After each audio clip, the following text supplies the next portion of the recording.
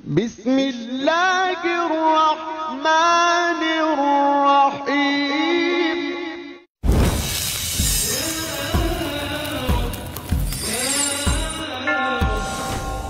فهمتنا الكروب أغرقتنا العيوب فاكفنا همنا يا حبيب القلوب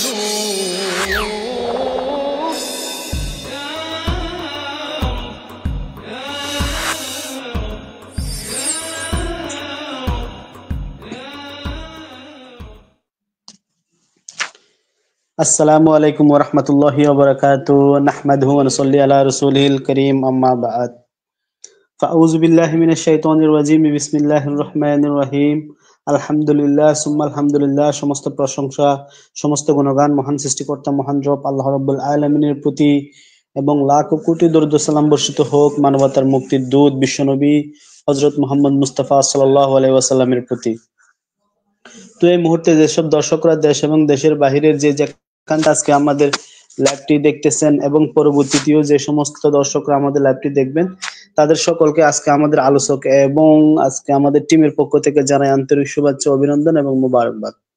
তো আপনারা অলরেডি দেখতে পাচ্ছেন আজকে আমাদের আলোচনার টপিক সংশয় নিরসন পর্ব 70 প্রশ্ন ও জবাব বিভিন্ন ধর্মের বিষয়ে আপনারা আজকে আমাদের আলোচকদেরকে প্রশ্ন করতে পারেন, হোক হিন্দুইজম, হোক খ্রিস্টানিজম, বুদ্ধিজম, নাস্তিকতা, হোক ইসলাম। আপনারা যে কোনো ধর্ম উপর আমাদেরকে প্রশ্ন করতে পারেন, ইনশাআল্লাহ আপনাদের সেই সমস্ত প্রশ্নের যথাযথ রেফারেন্স ভিত্তিক আনসার করা হবে। তো আমি দেখতে পাচ্ছি শুরু থেকে অসংখ্য ভাইরা আমাদের লাইভটি দেখতেছেন, আমি তাদের প্রতি অনুরোধ জানাবো আপনারা লাইভটি বেশি বেশি করে শেয়ার করুন, বিশেষ করে ওই সমস্ত ব্যক্তিদের কাছে আজকে আমাদের লাইভটি পৌঁছায় দিন যারা সোশ্যাল মিডিয়ার বিভিন্ন প্ল্যাটফর্মে ইসলাম নিয়ে বিভিন্ন ধরনের প্রশ্ন অভিযোগ, ইসলাম নিয়ে বিভিন্ন ধরনের মিথ্যাচার করে তাদের কাছে, যাতে তারা আজকে আমাদের লাইভে যুক্ত হয়ে তাদের ইসলাম নিয়ে যত অভিযোগ আছে সেগুলো আমাদের সামনে পেশ করে ইনশাআল্লাহ তাদের সেই সমস্ত প্রশ্নের যথাযথ রেফারেন্স ভিত্তিক আনসার করা হবে। আর কোনো ভাই যদি চায় হিন্দুইজম, খ্রিস্টানিজম, বুদ্ধিজম, নাস্তিকতার বিষয় নিয়ে যদি প্রশ্ন করতে চায় ইনশাআল্লাহ তাদের সুযোগ দেওয়া হবে। তারা তাদের প্রশ্ন করলে ইনশাআল্লাহ তাদের সেই সমস্ত প্রশ্ন যথাযথ রেফারেন্স ভিত্তিক আনসার করা হবে। আর কেউ যদি এসে যদি আমাদের সাথে যদি লাইভে ও ডিবেটের মতো অবস্থান করতেছে তাহলে আমরা তাদেরকে ডিবেট করারও সুযোগ দিব। আর যে সমস্ত বাইরে লাইভে যুক্ত হয়ে আলোচনার মতো প্ল্যাটফর্মে বা অবস্থানে নাই তারা তাদের প্রশ্নগুলো আমাদের কমেন্টে করতে পারেন, ইনশাআল্লাহ তাদের সেই সমস্ত প্রশ্ন কমেন্ট থেকে হাইলাইটের মাধ্যমে আনসার করা হবে। তো আমি আর বেশি কথা বাড়াবো না, আমাদের সাথে অলরেডি স্টেট আমাদের আলোচক বৃন্দরা আছে। আমাদের সাথে আছে নাজমুল সাকিব ভাই, শাহ আলিম হোসেন ভাই এবং ডিবেটার হাবিব ভাই। আচ্ছা হাবিব ভাই, আপনি একটু জয়েন লিংক গুলো একটু ওপেন করে দেন। তো আসসালামু আলাইকুম সাকিব ভাই, কেমন আছেন?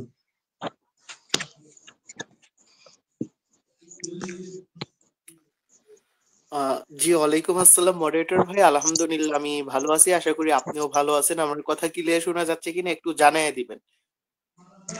জি জি, আপনার কথা একদম ক্লিয়ার শোনা যাচ্ছে, আপনাকে ধন্যবাদ। আসসালামু আলাইকুম শালিম ভাই, কেমন আছেন? হ্যাঁ, ওয়ালাইকুম আসসালাম খায়রুদ্দিন ভাই আছেন? জি জি, আলহামদুলিল্লাহ ভালো আছে, আপনাকে ধন্যবাদ। আমাদের সাথে আছে আমাদের আরেকজন প্রিয় মুখ ডিবেটার হাবিব ভাই। জি আসসালামু আলাইকুম হাবিব ভাই।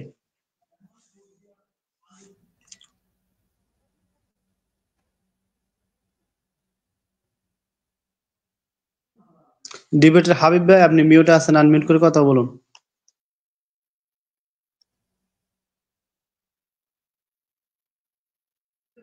আচ্ছা, সম্ভবত ডিবেটার হাবিব ভাইয়ের একটু সমস্যা, আনমিউট করতে পারতেছে না।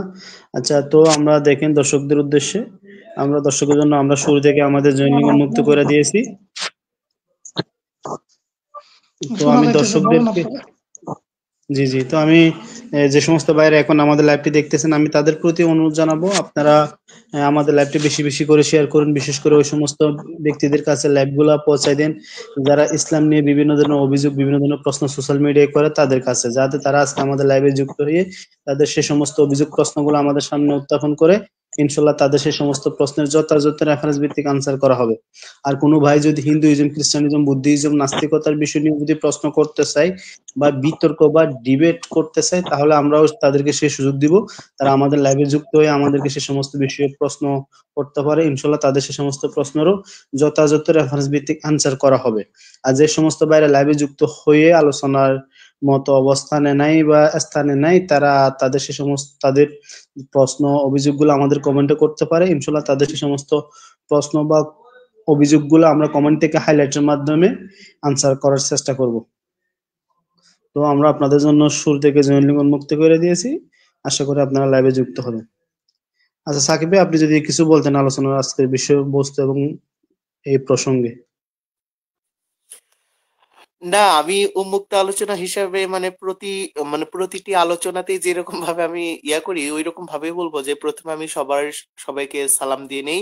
যে সকল ভাইয়েরা আমাদের লাইভটা দেখতেছেন আমাদের সাথে থেকে বা পরবর্তীতেও দেখবেন, সবাইকে আমাদের পক্ষ থেকে, মডারেটর ভাইয়ের পক্ষ থেকে, শাহ আলিম ভাইয়ের পক্ষ থেকে, ডিবেটর হাবিব ভাইয়ের পক্ষ থেকে, এমনকি আমার পক্ষ থেকে আপনাদের সবাইকে আসসালামু আলাইকুম। এবং আশা করি আপনারা যার যার অবস্থান থেকে সবাই হচ্ছে সুস্থ আছেন, ভালো আছেন এবং সবার সুস্থতা কামনা করি। আসলে আপনারা দেখতে পাচ্ছেন যে আজকে আমাদের আলোচনা হচ্ছে সংশয় নিরসন পর্ব ৭০, প্রশ্ন ও জবাব, বিভিন্ন ধর্ম আলোচনা। তো আপনারা আসুন, আমি প্রতিবারের মতনই বলবো যে আপনারা যুক্ত হন, কারণ উন্মুক্ত আলোচনা একটা গুরুত্বপূর্ণ আলোচনা। আমরা টপিক ভিত্তিক আলোচনা হয়তো নিয়ে আসতেছি না, হয়তো কিছুদিনের মধ্যে আমরা নিয়ে আসবো। আর টপিক ভিত্তিক আলোচনা নিয়ে আসলে কি হয়, ওইখানে আমরা সাধারণ মানুষদেরকে তুলতে পারি না বা বিভিন্ন ধরনের প্রশ্ন আমরা নিতে পারি না, কারণ যে কোনো একটা টপিক নিয়ে আমরা আলোচনা করি, সেজন্য একটা টপিকের মধ্যে আমাদের আলোচনা করে বের হয়ে যেতে হয়। সেই ক্ষেত্রে যেহেতু কোনো মুক্ত আলোচনা, আপনারা হিন্দু ধর্ম, খ্রিস্টান ধর্ম, বৌদ্ধ ধর্ম, নাস্তিকতা বা ইসলাম ধর্ম, বিভিন্ন বিষয় নিয়ে হচ্ছে আপনারা আসুন, এসে প্রশ্ন করুন। এমনকি আমরাও আপনাদের কাছ থেকে প্রশ্ন করবো। আমি কিন্তু প্রতিটা লাইভেই বলি যে আপনারা যে এসে শুধু আমাদেরকে প্রশ্ন করবেন বিষয়টা তেমন না, বরং আমরাও প্রশ্ন করবো, আপনারাও করবেন, আমরাও জবাব দিব, আপনারাও দিবেন, আমরাও শিখবো, আপনারাও শিখবেন। কারণ উন্মুক্ত আলোচনা হচ্ছে শুধু শিখার জন্য, যে এখান থেকে আমরা আপনাদের অভিজ্ঞতা আপনারা শেয়ার করবেন, আমরা আমাদের অভিজ্ঞতা শেয়ার করব, আপনারা আপনাদের হচ্ছে জ্ঞান শেয়ার করবেন আমাদেরকে, আমরা আমাদের জ্ঞান শেয়ার করব। কারণ আমি যে সর্বজ্ঞ বিষয়টা এমন না, বা আপনিও যে সর্বজ্ঞ এমন না। কারণ আমি হয়তো কিছু জানি, আপনি সেটা হয়তো জানেন, বা আপনি যেটা জানেন আমি হয়তো সেটা জানি না। সেজন্য আমরা নিজেদের মধ্যে হচ্ছে জ্ঞান হচ্ছে ভাগাভাগি করব। সেজন্য যারা এখানে যুক্ত হবেন, আসুন, এসে প্রশ্ন নিন, প্রশ্ন রাখুন, উত্তর উত্তর নিন, উত্তর রাখুন, হ্যাঁ, জ্ঞান দিন, জ্ঞান রাখুন। বিষয়টা যেন এরকম হয়, বিষয়টা যেন এরকম হয়। সেজন্য সবাইকে বলবো, যে সকল ভাইরা লাইভটা দেখতেছেন, সবাইকে বলবো যে আপনারা লাইভটা বেশি বেশি করে শেয়ার করেন। আর বিশেষ করে আপনাদের সকল ফ্রেন্ড সার্কেলদেরকে বেশি করে লাইভে মেনশন দেন, যেন তারা লাইভটা দেখতে পারে। আর যে সকল ফ্রেন্ড আপনাদের আছে, সবাইকে হচ্ছে লাইভের জয়েন লিঙ্কটা শেয়ার করেন বা তাদেরকে দেন প্রত্যেকটা ইনবক্সে, যেন তারা যুক্ত হতে পারে।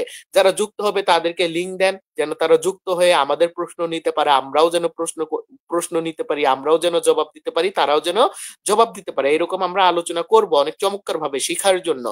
আমরা শিখার জন্য, এখানে গালাবাজি, টেন্ডারবাজি, তারপরে হচ্ছে ফাত্রামি, এরকম কিছু নেই। এখানে আমরা জ্ঞান অর্জন করার জন্য, জ্ঞান ভাগাভাগি করার জন্য আমরা উন্মুক্ত আলোচনাগুলো রাখি। সুতরাং সকল ভাই এবং বোনদেরকে আবার বলবো, লাইভটা শেয়ার করেন বেশি বেশি। এমনকি যে সকল ভাইয়েরা হচ্ছে হতে পারবে, যুক্ত হতে পারবে, সবাইকে হচ্ছে, যে সকল ভাই বোনরা যুক্ত হতে পারবে, যুক্ত হতে চাইবে, তাদের সবাইকে লিঙ্কটা শেয়ার করেন, যেন তারা যুক্ত হতে পারে, হয়ে যেন আমাদের সাথে জ্ঞান যেন ভাগাভাগি করতে পারে, আলোচনা যেন করতে পারে।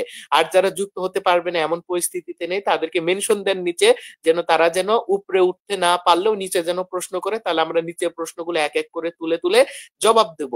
তাহলে এখান থেকে হচ্ছে অনেক কিছু করা যাবে। পরবর্তী হয়তো একজন ভাই ধরেন নিচে একটা প্রশ্ন করলো, একটা গুরুত্বপূর্ণ বিষয়, হয়তো তার কর্ম ব্যবস্থা ব্যস্ততার কারণে উঠতে পারেনি, কিন্তু পরবর্তীতে সে ওইটার জবাব জেনে নিল। সেজন্য এই বিষয়টি করার জন্য যেন কেউ যেন এই উন্মুক্ত আলোচনাগুলো থেকে যেন হচ্ছে না হতে পারে,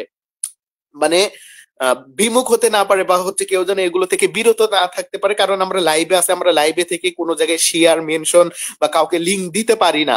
আমরা শুধু নিচেই দিয়ে রাখবো, এতটুকুতেই সীমাবদ্ধ। সেজন্য আপনারা একটু আমাদের কাজগুলো করে দেন, আপনারা শেয়ার করেন, সবাইকে মেনশন দেন, সবাইকে জয়েন লিঙ্ক গুলো পৌঁছিয়ে দেন, যেন তারা যুক্ত হতে পারে, নিচে কমেন্ট করতে পারে, বা সরাসরি লাইভেই উঠে প্রশ্ন করতে পারে। জি, ধন্যবাদ। জি, ধন্যবাদ আমাদের নাজমুল সাকিব ভাইকে। তিনি বিষয়টা ক্লিয়ার করছেন। তো আমরা দেখেন শুরু থেকে জয়েন লিঙ্ক আমরা উন্মুক্ত করে দিয়েছি, আপনারা আমাদের লাইভে যুক্ত হন। ইসলাম নিয়ে অথবা বিভিন্ন কম্পারেটিভ ধর্মের বিভিন্ন বিষয় নিয়ে যদি আপনাদের কোনো প্রশ্ন থাকে তাহলে ইনশাল্লাহ আপনারা সে সমস্ত প্রশ্নগুলো করেন, আমাদের আলোচকরা আপনাদের সে সমস্ত প্রশ্নের আনসার করবে। তো আমাদের সাথে শুরুতে একজন রাজা নামে একজন ভাই যুক্ত আছে। জি রাজা ভাই, কেমন আছেন? আপনার পরিচয়টা যদি দিতেন। আসসালামু আলাইকুম। আলহামদুলিল্লাহ ভালো আছি। জি ওয়ালাইকুম সালাম ওয়া রাহমাতুল্লাহি ওয়া বারাকাতুহু। আচ্ছা ভাই, আপনি তো মুসলিম তাই না? জি ভাই, আলহামদুলিল্লাহ। আচ্ছা, ধন্যবাদ আমাদের লাইভে যুক্ত হয়েছেন সেজন্য। তো ভাই আজকে তো উন্মুক্ত আলোচনা, আপনি চাইলে ইসলাম, হিন্দুইজম, খ্রিস্টানিজম, নাস্তিকতা, বুদ্ধিজম যে কোনো বিষয় নিয়ে আপনি প্রশ্ন করতে পারেন। তো আপনি আপনার প্রশ্নটা রাখতে পারেন। ভাই আসলে প্রশ্ন না, ইদানিং যে কোরআনের সম্পত্তি বন্টন নীতি নিয়ে নাস্তিকদের বেশ লাফালাফি করতে দেখা যায়, গাণিতিক ভুলের যে দাবি করে, এটা নিয়ে কি আপনাদের কোনো লাইভ বা লেখালেখি আছে কিনা আর কি? ও আচ্ছা আচ্ছা, আসলে বিষয়টা হচ্ছে কি, এটা নিয়ে অলরেডি লাইভ হয়েছে। এখন বিষয়টা হচ্ছে কি, নাস্তিকরা বর্তমানে যে সমস্ত বিষয়গুলো দাবি করে না, এই সমস্ত বিষয়গুলো নিয়ে তাদের সাথে ডিবেট এবং এগুলা নিয়ে শত শত আর্টিকেল লেখা হয়েছে, তারপরও তাদের একই গান গাইবে, তাদের আর কোনো কাজ নাই। নাস্তিকরা তো এগুলা করে মানে তাদের কি বলে যে আহার গুজার করে, মানে পেট চালায় তারা। যেমন নাকি আমাদের একজন ভাই, ওনার নাম হচ্ছে ইঞ্জিনিয়ার তুহিন ভাই মঞ্জুরুল ইসলাম আর কি, ইঞ্জিনিয়ার মঞ্জুরুল ইসলাম। উনি কিন্তু ওই যে লজিক্যাল পার্সন, যে এই বিষয়টা নিয়ে বেশি তফালিং করে, তার সাথে এই টপিকে ডিবেট করছে, এমন পরাজয় করাইছে যে লজিক্যাল পার্সনকে মানে ডিবেটের মধ্যখান থেকে মানে শেষ না হওয়ার আগে ডিবেট থেকে সে পলাইছে। তারপরে তারা একই বিষয় নিয়ে তিরিং পিরিং করে। তারপর হচ্ছে কি, তারা হচ্ছে মানে পবিত্র আল কোরআনকে তারা জঙ্গিবাদ বলে। এই টপিকে কিন্তু আমাদের আন্নাজ সাকিব ভাই তাদের সত্য সন্ধানের সাথে ডিবেট করছে, তারপরে তারা একই কথা নিয়ে লাইভ প্রত্যেকদিন লাইভ করে। এবং আরো বিভিন্ন টপিক অলরেডি তাদের সাথে ডিবেট হয়েছে, তারা প্রত্যেকদিন এগুলা নিয়ে কি করে, মানে বারবার রিপিট করতে থাকে। তো এদের কাজে এগুলা, বুঝেন না? তো সে যদি যে লজিক্যাল পার্সন, সে যদি মানে এত তেরিফিরি করে আসুক, আমরা তো জৈন উন্মুক্ত করে দিয়েছি, তারা আসে না কেন? বুঝেন না বিষয়টা? হ্যাঁ হ্যাঁ। এদের কোনো কাজ নাই। এরা ইসলাম নিয়ে যদি সমালোচনা না করে, ইসলাম নিয়ে যদি কন্টেন্ট না বানায়, ইসলাম নিয়ে যদি লাইভ না করে, তাহলে তাদের পেটের মধ্যে ভাত পড়বে না, তারা খাইতে পারবে না। বুঝেন না বিষয়টা? তো তারা খাওয়ার জন্য ইসলাম নিয়ে এগুলা করতে থাকবে। তারা ইসলাম নিয়ে যে সমস্ত অভিযোগগুলো করে না, এগুলো আজ থেকে মানে এগুলো হাজার হাজার বছর আগে ইসলামী স্কলাররা এগুলা কি করে দিছে, মানে মাটির সাথে মিশিয়ে দিছে, এগুলোর জবাব দিয়ে দিছে। তারপরও তারা এই প্রত্যেক দিন এগুলা নিয়ে মানে যে কি বলে, ওই যে ওই ইয়ে আছে না, ডাল আছে না, ডালের মতো ঘুরতে থাকে। এগুলো না ঘুরলে তাদের পেটে ভাত পড়বে না, বিষয় এটা। আচ্ছা, আর এই বিষয় সম্পর্কে আর এছাড়া কি আপনার কোনো প্রশ্ন আছে? থাকলে আপনি করতে পারেন। না না, এমনি কোনো প্রশ্ন নাই, এটাই।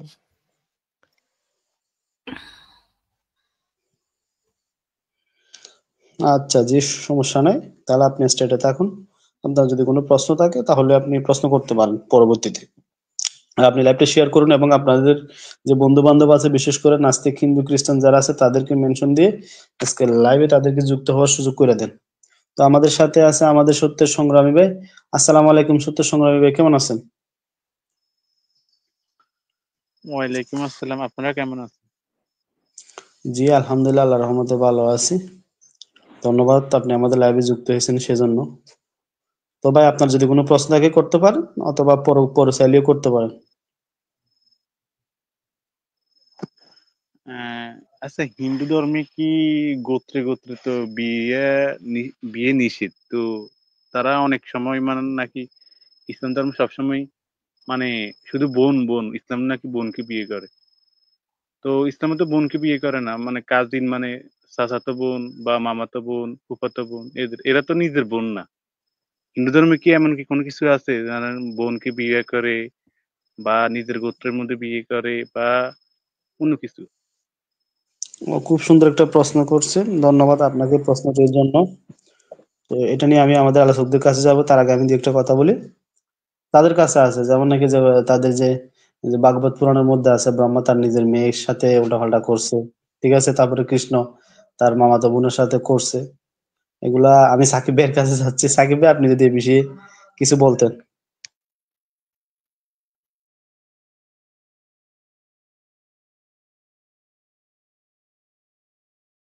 সাকিব ভাই আপনি মিউটে আছেন, আনমিউট করে কথা বলুন।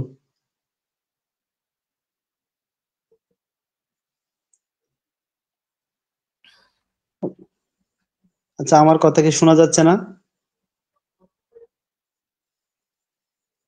হ্যাঁ, শোনা যাচ্ছে। সাকিব ভাইয়ের কি হইলো? হ্যাঁ সাকিব ভাই, আপনি ও শুনতে সরি পাচ্ছেন সরি, আমার আমি কথা? হচ্ছে মিউট করে কথা বলতেছিলাম, আমি দুঃখিত, আসলে মিউট করে কথা বলতেছি, দূর।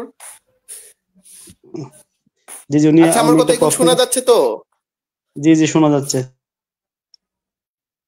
মানে আমাদের ভাইয়ের প্রশ্ন ছিল, আমি এটার উপরে কথা বলতেছিলাম যে আমাদের ধর্মে যেরকম মামাতো বোন, চাচাতো বোন, ফুফাতো বোন, খালাতো বোন, হ্যাঁ, মানে এগুলো, মানে যত বোন আছে এগুলোকে বিবাহ করা যায় শুধু নিজের বোন ব্যতীত, আর হচ্ছে ওই সৎ বোন, যেটা দুধ বোন যেগুলোকে বলে, ওগুলো বাদ দিয়ে মানে মামাতো, চাচাতো, ফুফাতো, খালাতো যা আছে সবগুলোকে হচ্ছে বিবাহ করা যায়।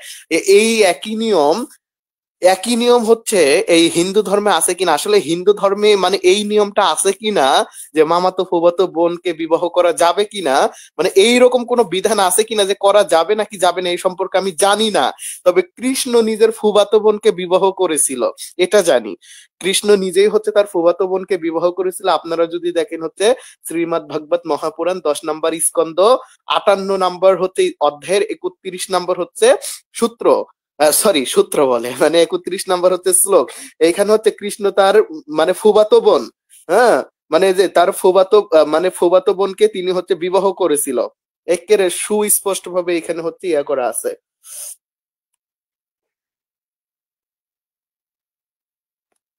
বুঝছেন ইয়ে ভাই, মানে সত্যের সন্ধানী ভাই না কি ভাই, আপনি বুঝছেন বিষয়টা? হ্যাঁ হ্যাঁ, বুঝছি। মানে এখানে বাট আমি একটু বুঝিয়ে তারা দিচ্ছি, এই যে কৃষ্ণ, মানে কৃষ্ণের 3য় নাম্বার স্ত্রী ছিল, অর্থাৎ কৃষ্ণের তো অনেকগুলো স্ত্রী ছিল, মানে সেঞ্চুরি করে ফেলছে, কিন্তু তার মধ্যে কৃষ্ণের হচ্ছে 3 নাম্বার স্ত্রী ছিল, তার নাম ছিল মিত্রবিন্দ। হ্যাঁ, এই মিত্রবিন্দের মায়ের নাম ছিল হচ্ছে রাজদেবী, আর এই রাজদেবী ছিল কৃষ্ণের পিতা বাসুদেবের হচ্ছে আপন বোন। আমি এটা, হ্যাঁ এটা একবার এক হিন্দুকে বলেছিল, সে নাকি বলে এটা নাকি সত্য না, তারা নাকি অনেক দূরে থাকে নাকি, এমনি কি একটা বললো, না না, তারা এটা মানে বাসুদেবের না। বোন আবার অনেক দূরে থাকে, মানে বুঝলাম না।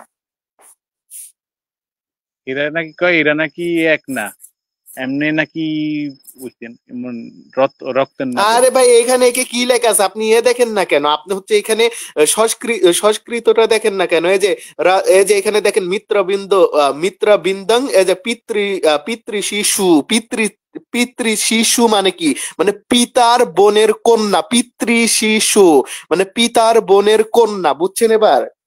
এখানে তো সংস্কৃতে তো মানে বুঝছি। পিতৃ শিশু শব্দই আছে, মানে হচ্ছে শ্লোকটা পিতার কত? বোনের কন্যা। শ্লোক নম্বর কত? 10, 58, 31। ওকে। হ্যাঁ দেখেন এখানে পিতৃ, এখানে না হচ্ছে এটা ঠিক স্বামী আছে। প্রভুপাদ হচ্ছে শব্দ ভেঙ্গেছে। হ্যাঁ, যে এই যে মিত্রবৃন্দ মানে হচ্ছে মিত্রবৃন্দ, এই যে পিতৃ মানে হচ্ছে তার পিতার, শুশু মানে হচ্ছে ভগ্নীর, হ্যাঁ, মানে মিত্র বিন্দু হচ্ছে তার পিতার ভগ্নীর কন্যা। এটা তো প্রভুপাদ হচ্ছে শব্দ ভেঙ্গেই তো অনুবাদ করছে, সমস্যা কি? ঠিক আছে, আমি এইটাই বলছিলাম, বাট তারা তো কি একটা উল্টাপাল্টা কিছু বলে নাকি, তারা মানেও না অনেক। না এখন আসলে ভাই কি বলবো, এখন ওরা কে কি মানলো এসব কি দেখার সময় আছে, আপনি বলেন।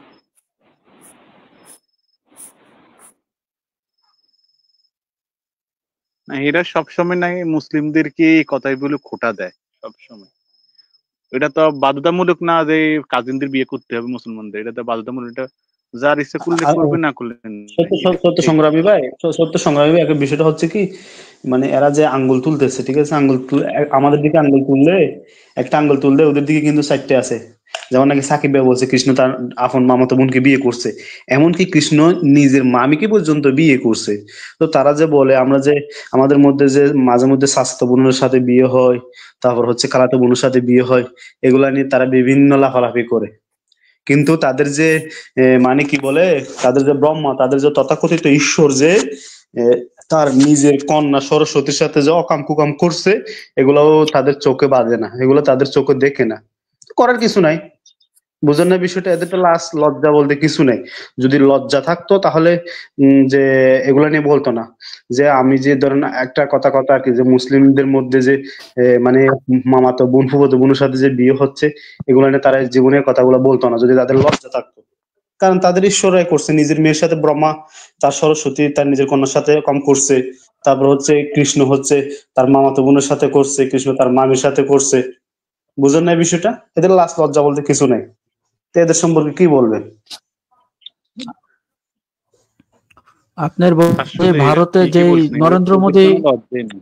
সত্যের সন্ধানী ভাই, ওই যে আপনি বর্তমান ভারতের দিকেও যদি একটু তাকান, ভারতের যে সংবিধান অনুযায়ী দেখবেন কি নরেন্দ্র মোদী এলজিবিটি কিউ আছে না, এলজিবিটি কিউ, ওইটারে কিন্তু একেবারে মানে করে দিছে, একবারে সাংবিধানিক ভাবে বৈধতা দিয়ে দিছে।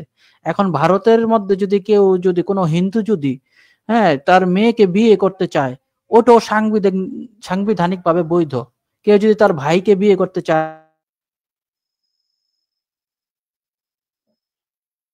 শাদী করতে চায়, ওইটাও বৈধ।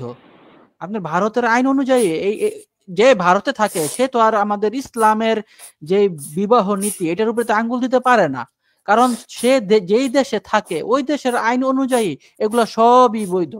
আর ইসলামের যে বিবাহ নীতি আছে এইটা কোন দেশে অবৈধ আমার একটু বলেন তো, পৃথিবীর কোন দেশে এইটা বৈধ না, এরকম একটা দেখান তো।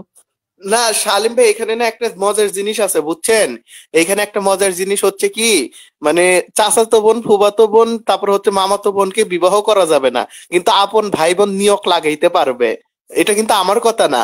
আপনি যদি হচ্ছে এই যে আর্য পণ্ডিতের যে আর্য পণ্ডিত যে আছে নিরুক্ত ভাষ্যকার চন্দ্রমণি বিদ্যালঙ্কার, সে হচ্ছে তার নিরুক্তের শেষের দিকে গিয়ে জমির ঘটনা বর্ণনা করতে গিয়ে বলছে জম হচ্ছে ভাই এবং জমি হচ্ছে বোন। হ্যাঁ, ভাই কর্তৃক বোন হচ্ছে নিয়োগ লাগাইতে চাচ্ছে।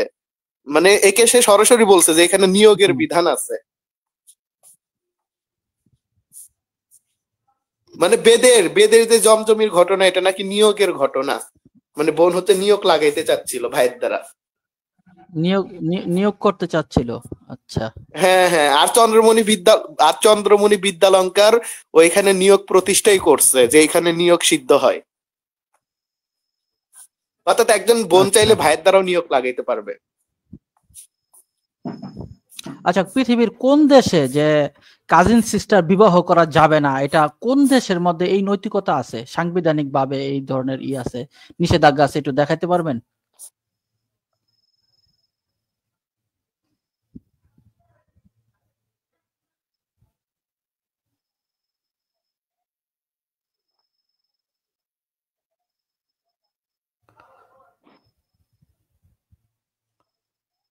হ্যালো।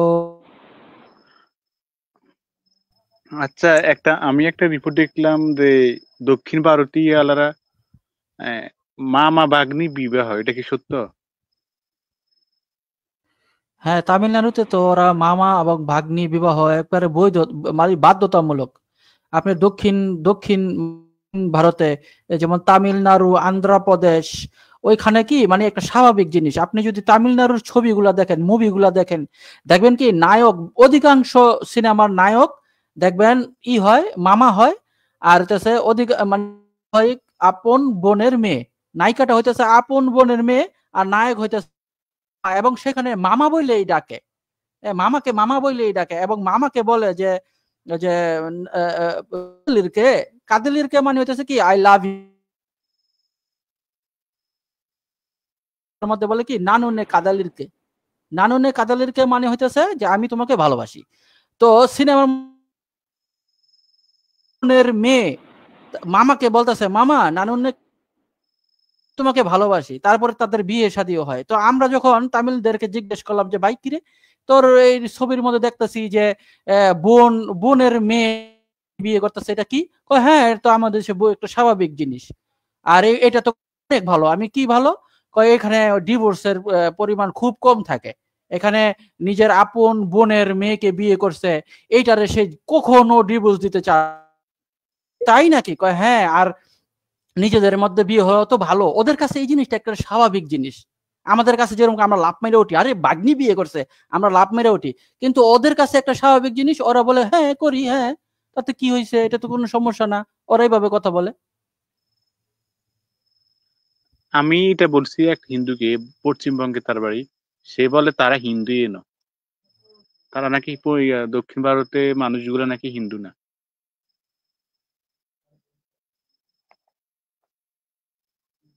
এখন বিষয়টা হচ্ছে কি, দক্ষিণ ভারতে যে সমস্ত হিন্দুরা আছে না, তারা তারা হচ্ছে মানে তাদের মানে ধর্মের কিছু কিছু বিধানকে তারা কি করে, মানে ফলো করে তো বলতে কি, তো যেমন নাকি তাদের যে ধর্মশাস্ত্র গুলো আছে, বেদান্ত, এবং তাদের যে পুরাণ, মহাভারত, রামায়ণ, গীতা, এই সমস্ত শাস্ত্রগুলার কিছু কিছু বিধান তারা মেনে চলে। যেমন হচ্ছে কি, এই সমস্ত শাস্ত্রের মধ্যে বলা আছে গরুর মাংস জবাই করে পাক করে খেতে হবে। বেদের মধ্যে, বৈদিক শাস্ত্রের মধ্যে গরু মাংস জবাই করে খাওয়ার কথা বলা হচ্ছে। এবং ভালো পুত্র সন্তান উৎপন্নর জন্য মানে ভালো জ্ঞানবান পণ্ডিত এরকম পুত্র সন্তান উৎপন্ন করতে চাইলে মানে গরুর মাংস খাওয়ার পরে স্বামী স্ত্রী সেক্স করলে মানে ভালো পুত্র সন্তান, জ্ঞানী পণ্ডিত পুত্র সন্তান জন্ম নিবে। তো এইগুলা তাদের শাস্ত্রে বলা আছে। এগুলো হচ্ছে আপনার দক্ষিণ ভারতের দিকে, যেমন এই কেরালাতে যান, অন্ধ্রপ্রদেশে যান, গোয়াতে যান, কর্ণাটকে যান, ওখানে কিন্তু গরুর মাংস হিন্দুরাই খাচ্ছে, বুঝলেন? আমার একটা ফ্রেন্ড এই যে কিছুদিন হ্যাঁ আগে সে তার বাবার চিকিৎসার ক্ষেত্রে সে চেন্নাই গেছিল, বুঝলেন না? হিন্দুরা তাকে ডাকে গরু জবাই করাইছে। ওরা ওরা কিন্তু গরু জবাই করেনি, কিন্তু গরু মাংস খায়। তাকে আনে গরু জবাই করাইছে ওপেন রাস্তার মধ্যে, ডাইরেক্ট রাস্তার মধ্যে যে গরু জবাই করতেছে। তারা হিন্দু ধর্মের এই নীতিটা তারা মান্যতা দেয়। তারপর আপনি বলছেন না, তারা যে মামাতো বোন ফুফাতো বোনকে বিয়ে করে, এই জিনিসটা হচ্ছে যে যে আপনার কি বলে, যে কৃষ্ণ যে তার মামাতো বোনকে বিয়ে করছে এবং তার মামিকে বিয়ে করছে, তারা ওই যে অন্ধ্রপ্রদেশে, কর্ণাটকের, চেন্নাইয়ের, তামিলনাড়ুর মানুষরা এই বিধানকে তারা কি করে মান্যতা দেয়, বুঝুন না বিষয়টা? তো এখন তাদের শাস্ত্রের কথা মানানোর পর যদি হিন্দুরা যদি তারা দাবি করে যে তারা হিন্দু না, তাহলে ভাই আমাদের করার কিছু নাই, বুঝুন না বিষয়টা? আমরা জাস্ট ওরা যেটা আচ্ছা মানতেছে আমি সেটাকে তাদের শাস্ত্রে আছে এটা হুম বলতে পারি। আচ্ছা আমি আপনাদের একটা একটা নিউজ দেই। আপনি যদি ইউটিউবে যদি একটু লিখেন যে হিমাচল প্রদেশ, হ্যাঁ হিমাচল প্রদেশে দ্রৌপদী, হ্যাঁ বা আপনি ইংরেজিতে লিখবেন যে ইউটিউবে যে মাল্টিপল হাজবেন্ড ইন ইন্ডিয়া, এটা লেখলে দেখবেন কি যে হিমাচল প্রদেশের যেই লোক হিন্দুরা আছে ওইখানে, এরা সবাই 5 ভাইরে বিয়ে করে। একটা মেয়ে ঘরে যদি 3টা ভাই থাকে, ওই একটা ঘরে যদি 5 জন ভাই থাকে 5 ভাইরে বিয়ে করে, 7 জন ভাই থাকে 7 জনের বিয়ে করে, ভিডিও সহকারে পাবেন। এবং তারা কি নোংরা না, তাদের ঘরও তাদের ঘরে হাতে হাতে মোবাইল আছে এবং তারা আধুনিক জীবনযাপন করে। এবং তারা বলে কি এটা আমাদের অধিকার, এবং আমরা হইতেছি পঞ্চ পাণ্ডবের অনুসারী, আমরা পঞ্চ পাণ্ডব থেকে এসেছি, এই জন্য আমাদেরকে কোনোভাবে এই বিবাহ, আমাদের যে কালচার, এই কোনোভাবে হাত দেওয়া যাবে না। আমরা যে মাল্টিপল হাজবেন্ড রাখি, এখানে কেউ আমাদের বাধা দিতে পারবে না, কারণ আমরা পঞ্চ পাণ্ডবের দ্রৌপদীর অনুসারী। আমরা আপনাদের দেখাই দিই, আপনারা আলোচনা করেন।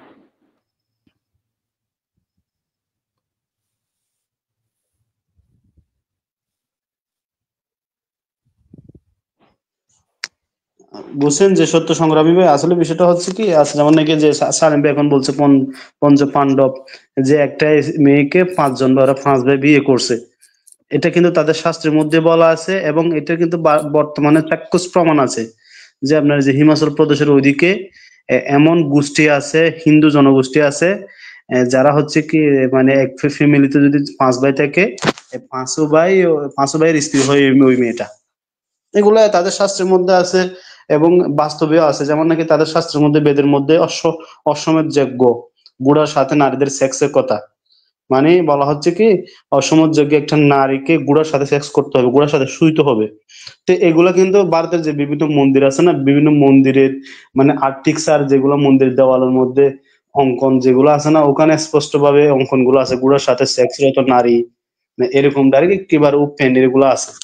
তো এগুলা তাদের শাস্ত্রের আচ্ছা মধ্যে আছে শরীফুল্লাহ, আমার এবং একটু Today, বাস্তবিকও আছে। স্ক্রিনটা একটু দেন। polyandry only persists in isolated villages in the Himalayas. When it was time for Sunita Kumari to wed, her family, like many in India, made দেখা যাচ্ছে? arrangements.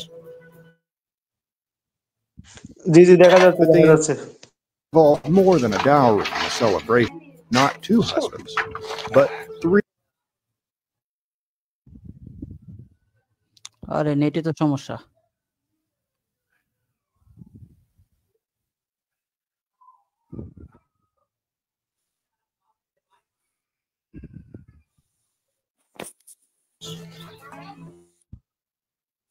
to be like.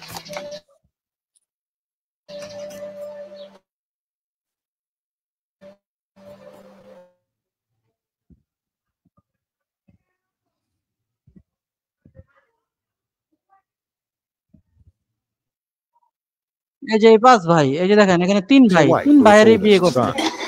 The marriage can also include his younger brothers. তিন ভাইয়েরই They কিন্তু don't বিয়ে have করছে to এই join, মহিলা। but most do. No one takes a decision regarding one's own marriage. Everyone at home sits down together, and then it is decided with the consent of everyone. Polyandry also functions as a form of birth control. No matter how many husbands she has, a wife can give the population polyandry taboo. In truth, it's a matter Tolerance is very important. Nature, the younger brother's nature. of even the most mundane. She will take turns each night and sleep with all the brothers. It's not like the older কি বললো brother দেখছেন, wants her the whole কোনোদিন time. আমার সাথে শোয়, কোনোদিন আমার ভাইয়ের সাথে শোয়, কোনোদিন আমার ছোট ভাইয়ের সাথে শোয়, এটা বললো। Until recently, no one here much cared what othered everywhere in city. Enter the modern world, whose Practicing family planning. If a father has only one son, there will be no question about the land. Therefore, operations, polyandry may vanish here. But for now, I feel like এই যে মহিলা, everyone should live like এই our মহিলা বিয়ে করছে family. তিন ভাইয়ের একসাথে। Even if we do not have anything to eat or drink, we sit happily, we live peacefully. আচ্ছা, কথা বলেন আপনারা।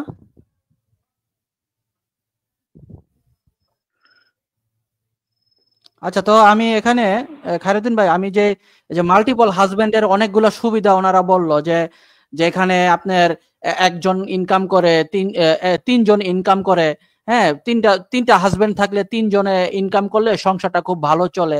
ওনারা কিন্তু এইভাবে কিন্তু অনেকগুলা মানে ভালো দিক দেখাইলো, যে এটা তিনজনের ইনকামে একটা সংসার চলে, তাহলে তো আমাদের সংসার অনেক ভালো চলে।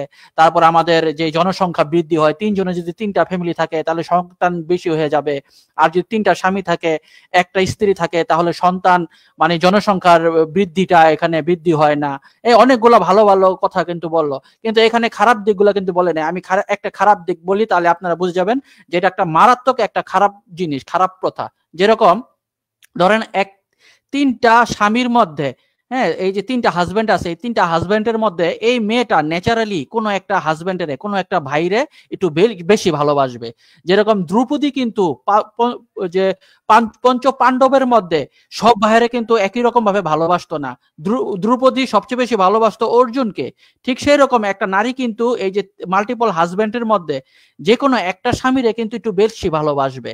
তো কি করবে, যখন বাজার সদাই করবে, তখন দেখা গেছে বড় মাছটা সে কিন্তু তার ওই যেই হাজবেন্ডটারে সে একটু বেশি ভালোবাসে তিন ভাইয়ের মধ্যে, তারে কিন্তু সেই মানে ভালো বড় মাছটা তার পাতে দিবে, অথবা ভালো তরকারিটা তারে পাতে দিবে। হ্যাঁ, তো এগুলো আবার কি করবে, ওই ভাইয়েরা আবার এটা নিয়ে জেলাসি করবে। আরে ও তো দেখা যায় যে আমাদের থেকে ও ওরে বেশি ভালোবাসে। তখন কি করে জানেন, এই তিন ভাইয়ের মধ্যে কি করে একটা যুদ্ধ লেগে যায়। দুই ভাই মিললে কি করে, ওই ভাইয়েরা মাইরা ফেলায়। যেই ভাইরে ওই ওয়াইফটা, ওই মেয়েটা যেই স্বামীটা বেশি ভালোবাসতেছে, সেই স্বামীটারে কি করে ওই দুই ভাই মিলা মাইরা ফেলায়। ওইখানে ঘটতেছে, এই জন্য ওইখানকার প্রশাসন চাইতেছে যে এগুলা ব্যান করে দিতে। কিন্তু এটা তাদের সংস্কৃতি, তারা পঞ্চপাণ্ডবের অনুসারী, দ্রৌপদীর অনুসারী, এই জন্য এটা বন্ধ করতে পারতেছে না। এখানে অনেক খারাপ খারাপ দিকও আছে। হ্যাঁ, বলেন আপনারা। জি জি, আচ্ছা, আমাদের এখানে একজন বিকি থুনি নামে একটা মানে সনাতনী দাদা, আমি জয়েন করব কিভাবে, কলকাতা ইন্ডিয়া থেকে। জি দাদা, ধন্যবাদ আপনাকে, আপনি জয়েন হতে চাচ্ছেন। আমরা আপনাকে জয়েন লিঙ্ক দিয়ে দিচ্ছি, পার্সোনালি দিয়ে দিচ্ছি। দেখেন, আমরা শুরু থেকে জয়েন লিঙ্ক ক্লিক দিয়ে আসি। আচ্ছা দাঁড়ান, আমি ওনাকে দিচ্ছি, পার্সোনালি দিচ্ছি। আপনার একটু কথা বলেন। আচ্ছা, তো সত্যসন্ধন ভাই, আপনার আর কোনো কথা আছে? আপনি তো দেখলেন তো যে ইসলামের বিবাহ নীতি নিয়ে প্রশ্ন তোলে, এটা কিন্তু তাদের একটা মানে এটা কোনো হয় না, তারা এটা করতে পারে না, এই দাবি মানে ইসলামের উপরে আঙ্গুল তুলতে পারে না তাদের নীতি নৈতিকতা অনুযায়ী। তারপরও তারা বুঝি না নির্লজ্জের মতন কিভাবে ইসলাম দিকে আঙ্গুল তোলে। আঙ্গুল তোলে ওই যে আঙ্গুলটা ব্যাখ্যা করে দিবেন, দ্রৌপদীর এই যে আমি যে এটা দেখাইলাম এগুলো দেখাই দিবেন। এগুলো ভালো তো, এগুলো বললে তো ভালো। আসলে ওরা যদি কেঁচু না করে তাহলে তো সাপ বের হইতো না, তাই না? এই জন্য এখন সাপ বের করে দিলাম। আমি তো মনে করি হিন্দুরা এটা নিয়ে প্রশ্ন করুক, করলে ওদের যে সাপটা করবো আর আমরা সাপ বের করে দেব। হিন্দুদের মধ্যে অনেক আমরা মনে করতাম যে আমাদের যেমন সমাজে যারা শিক্ষিত তারা একটু বুঝে, আর হিন্দুদের মধ্যে যারা শিক্ষিত তারাও অবুঝের মতো একেবারে ভুল তথ্য দিয়ে তারাও থাকে মূর্খ সবসময়। হয়। হ্যাঁ, পুরো একজন আমি ডাক্তার, উনি ডাক্তার নাকি, উনি যেভাবে কথা বলছেন মনে হয় উনি কোনো ডাক্তারে না, উনি একজন শ্বাসী ছেলে বা শ্বাসবাস করে খায়, এই অবস্থা।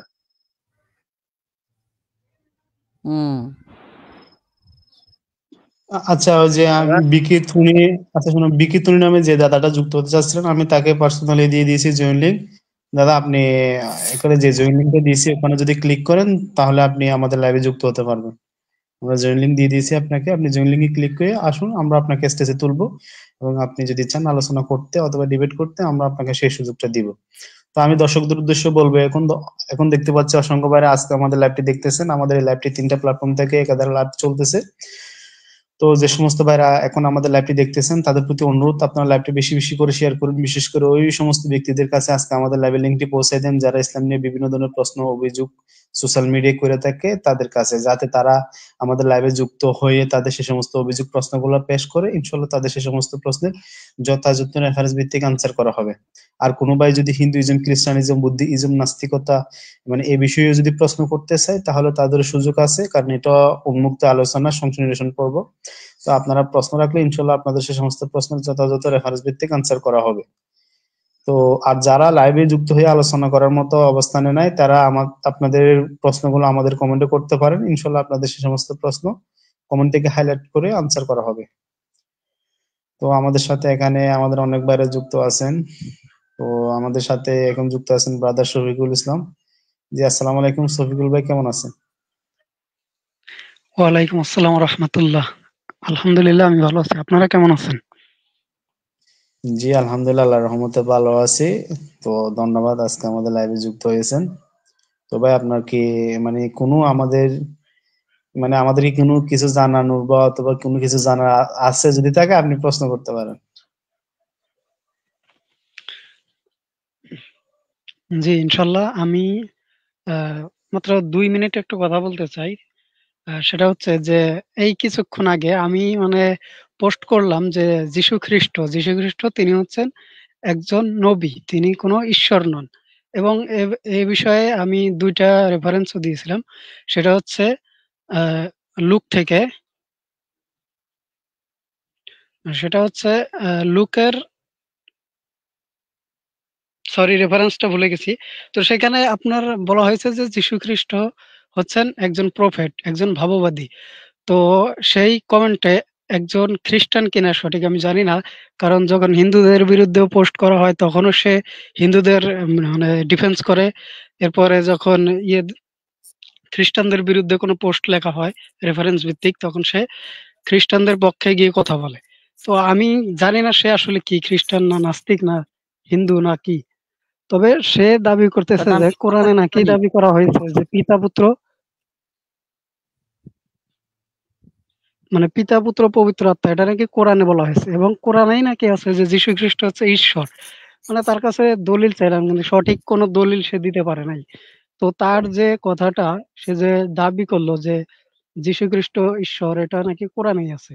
তো তার দাবি খণ্ডনে মাত্র 2টা আয়াতই যথেষ্ট। সেটা হচ্ছে সূরা মাইয়াদার 72 এবং 17 নম্বর আয়াতে আল্লাহ বলছেন যে লাকাদ কাফারাল্লাযিনা ক্বালু ইন্নাল্লাহা হুয়াল মাসিহ ইবনে মারইয়াম, যে যারা বলে যে মারিয়াম পুত্র ঈসাই হচ্ছে আল্লাহ, তারা কি হয়ে গেছে? তারা কাফির হয়ে গেছে। এই 2টা আয়াতে কিন্তু যথেষ্ট এই যীশু খ্রিস্টের ঈশ্বরত্ব বাতিল করার জন্য। তো তার উদ্দেশ্যে যেটা বলতে চাই যে ভাই, আপনি সঠিকভাবে কোরআন পড়ুন, হাদিস পড়ুন, পড়ে এরপর আপনি কথা বলুন। আপনি ওই যে নাস্তিক আসিফ মহিউদ্দিন বা অন্যান্য যারা আছে তাদের কাছ থেকে কপি কপি করে এনে এখানে কপি পেস্ট মারবেন, এটা তো আসলে দেখতে কেমন দেখায়। মানে আপনার জ্ঞানের লেভেলটা যে আসলে কতটুকু, এটা কিন্তু আপনার এই কমেন্টের মাধ্যমে বা আপনার এই বক্তব্যগুলোর মাধ্যমেই প্রকাশ পায়। জি, এতটুকুই আমি বললাম। তো আপনারা আলোচনা করেন। আমি আসলে আলোচনাটা মিস্টেক করছি। আমি অনেকক্ষণ মানে অনেকক্ষণ ধরেই আমি লাইভে যুক্ত হওয়ার জন্য চেষ্টা করতেছি, কিন্তু পারতেছিলাম না। মানে ফেসবুক আপনার স্ট্রিমইয়ার্ডে লগ ইন করার জন্য বলতেছিল, কিন্তু লগ ইন করতে করতে মানে দেখা যাচ্ছে যে হচ্ছিল না। পরে অবশেষে অনেক কষ্ট করে লগ ইন করে তারপর যুক্ত হলাম। আপনাদের আলোচনা আমি মিস্টেক করেছি। তো আপনারা আলোচনা করেন, ইনশাল্লাহ শুনি, তারপর কোনো প্রশ্ন থাকলে করবো ইনশাল্লাহ। আচ্ছা, আপনি মনে হয় ওই যে যে লুক যেটা বলছিলেন, এটা হয়তো লুকের 24 অধ্যায়ের 19, এখানে বলা আছে যে শিষ্যরা যিশুর কাছে বললেন, তিনি ছিলেন এমন একজন মানুষ যিনি যার কথা ও কাজের শক্তিতে ঈশ্বর ও সমস্ত মানুষের চোখে নিজেকে এক মহান নবী রূপে প্রমাণ করেছেন। আপনি মনে হয় এটাই মনে বলতে চাইছিলেন, লুকের 24-19, তাই তো? হ্যাঁ, এটাই। তো বাইবেলে তো একবারে স্পষ্ট আয়াত আছে যে জিসাস ক্রাইস্ট তিনি হচ্ছেন একজন প্রফেট, একজন নবী। তো তারে জোর করে ঈশ্বর বানানোর চেষ্টা করতেছে এক ধরনের, এরা আসলে খ্রিস্টানও না, এরা হইতেছে এক ধরনের নাস্তিক। এরা এই ধরনের ধর্ম ব্যবসা করে বেড়ায়, যে ঈশ্বর না তারা ঈশ্বর বানায় দেয়, আর যে ঈশ্বর তারে বানায় দেয় মানুষ। মানে উল্টা নীতি আর কি।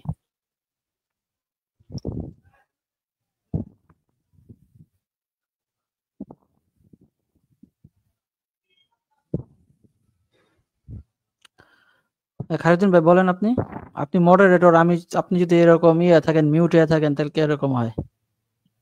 হ্যাঁ জি শালিম ভাই, আরেকটা দিয়েছিলাম আপনারা যে ম্যাথিউর কি বলে 11 অধ্যায়, ম্যাথিউর 21 অধ্যায়ের 11 নম্বর পদ, এই পদটা এটাও রেফারেন্স হিসেবে দিয়েছিলাম।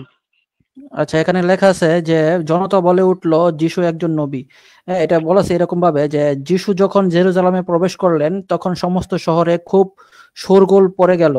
লোকেরা বলাবলি করতে লাগলেন, ইনি কে?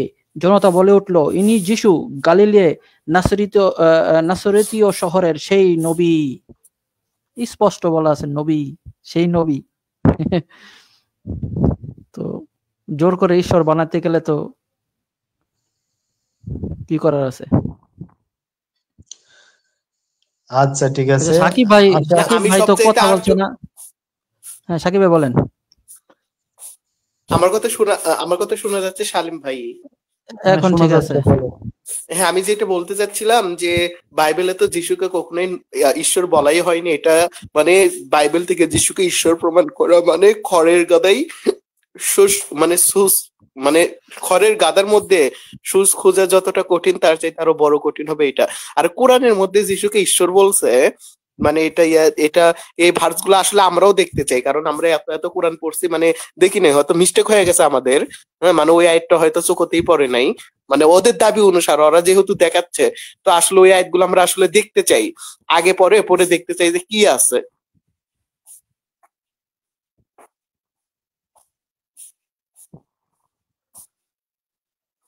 আচ্ছা ভাই, আমার কথা কি একটু শোনা যাচ্ছে? কি কায়দা একটু সাধন? হ্যাঁ শোনা যাচ্ছে। হ্যাঁ হাবিব ভাই বলেন।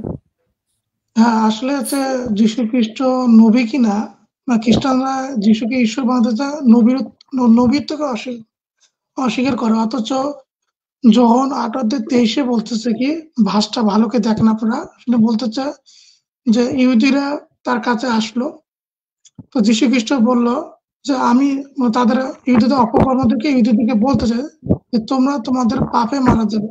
তখন ইহুদিরা জিজ্ঞেস করলো, আপনি এই কথা বলার কে? তখন যীশু খ্রিস্ট বললো, আমি হচ্ছে সেই ব্যক্তি, আমি হচ্ছে তিনি যাকে ঈশ্বর পাঠিয়েছেন। আমি নিজে থেকে কিছু বলি না, আমি হচ্ছে তিনি যাকে ঈশ্বর পাঠিয়েছেন। খ্রিস্টান বাটপারা কি করে, প্রথম লাইনটা না, আমি হচ্ছে তিনি, আমি তিনি, এই এরকম অনেক ভার্স আছে যে আমি তিনি ইব্রাহিমের আগে জন্মাইছি, হ্যান কত কি, আমি তিনি, কিন্তু পরের লাইনটা নিচের পরের লাইনটা কিন্তু বোঝা যাচ্ছে সে একজন নবী যাকে ঈশ্বর পাঠিয়েছেন। তো এখান থেকে বোঝা যাচ্ছে যিশু একজন নবী। এই ভার্সের মাধ্যমে আমরা পুরো পাইছি।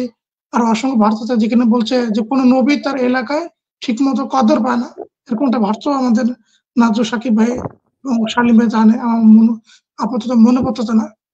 এরকম অসংখ্য ভার্স দিয়ে প্রমাণ করা যায় যীশু খ্রিস্ট নবী এছাড়া বুক অফ অ্যাক্টস পলের বাক্য দিয়ে বর্ণনা করতে বুক অফ অ্যাক্টস 2:22 নাজারেথ শহরে যিশু তোমাদের মধ্যে ঈশ্বর প্রেরিত মনোনীত মানুষ, স্বয়ং ঈশ্বর তাকে দিয়ে অনেক অলৌকিক কাজ করায় বরং তোমার তার সাক্ষী থাকবে। তাহলে বোঝা যাচ্ছে যীশু খ্রিস্ট একজন নবী। হ্যাঁ, এতটুকুই বললাম আর কি, আপনারা বলেন।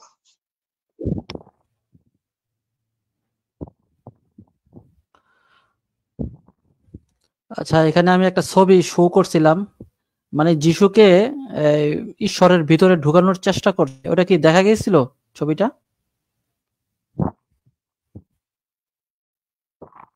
খায়রুদ্দিন ভাই,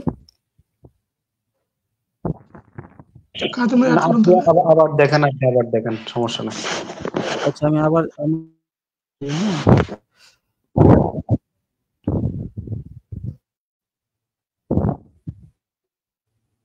এই দেখেন, আমি এই যে ঈশ্বর দাবি করে, হ্যাঁ, এখন এই জন্য আমি কি করছি, এই ছবিটা আমি অনেক আগেই তৈরি করছিলাম। যেরকম ধরেন এটা হচ্ছে খ্রিস্টান, এরা খ্রিস্টান, এই যে কাল্লু মামা, এরা হচ্ছে খ্রিস্টান, হ্যাঁ, আর এটা গাড়িটা হইতেছে ঈশ্বর। যিশুকে ঢুকানোর চেষ্টা করতেছে যে ঢোক ঈশ্বর, মানে যিশুরে মানে ঈশ্বরের ভিতরে ঢুকানোর চেষ্টা করতেছে, কিন্তু দেখেন পারতেছে না।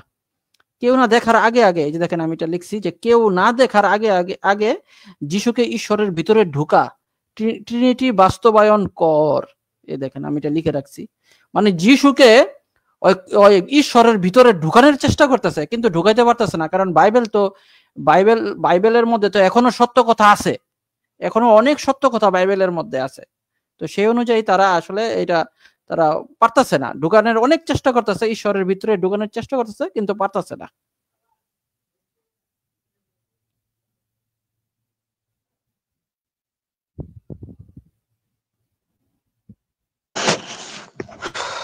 আচ্ছা, ঠিক আছে। আচ্ছা শফিকুল ভাই, আপনার কি আর কোনো প্রশ্ন আছে? যদি থাকে তাহলে করতে পারেন, আমরা নিচ থেকে আর কয়েকটা প্রশ্ন নিব। এখানে নিচে অনেকে প্রশ্ন করছে।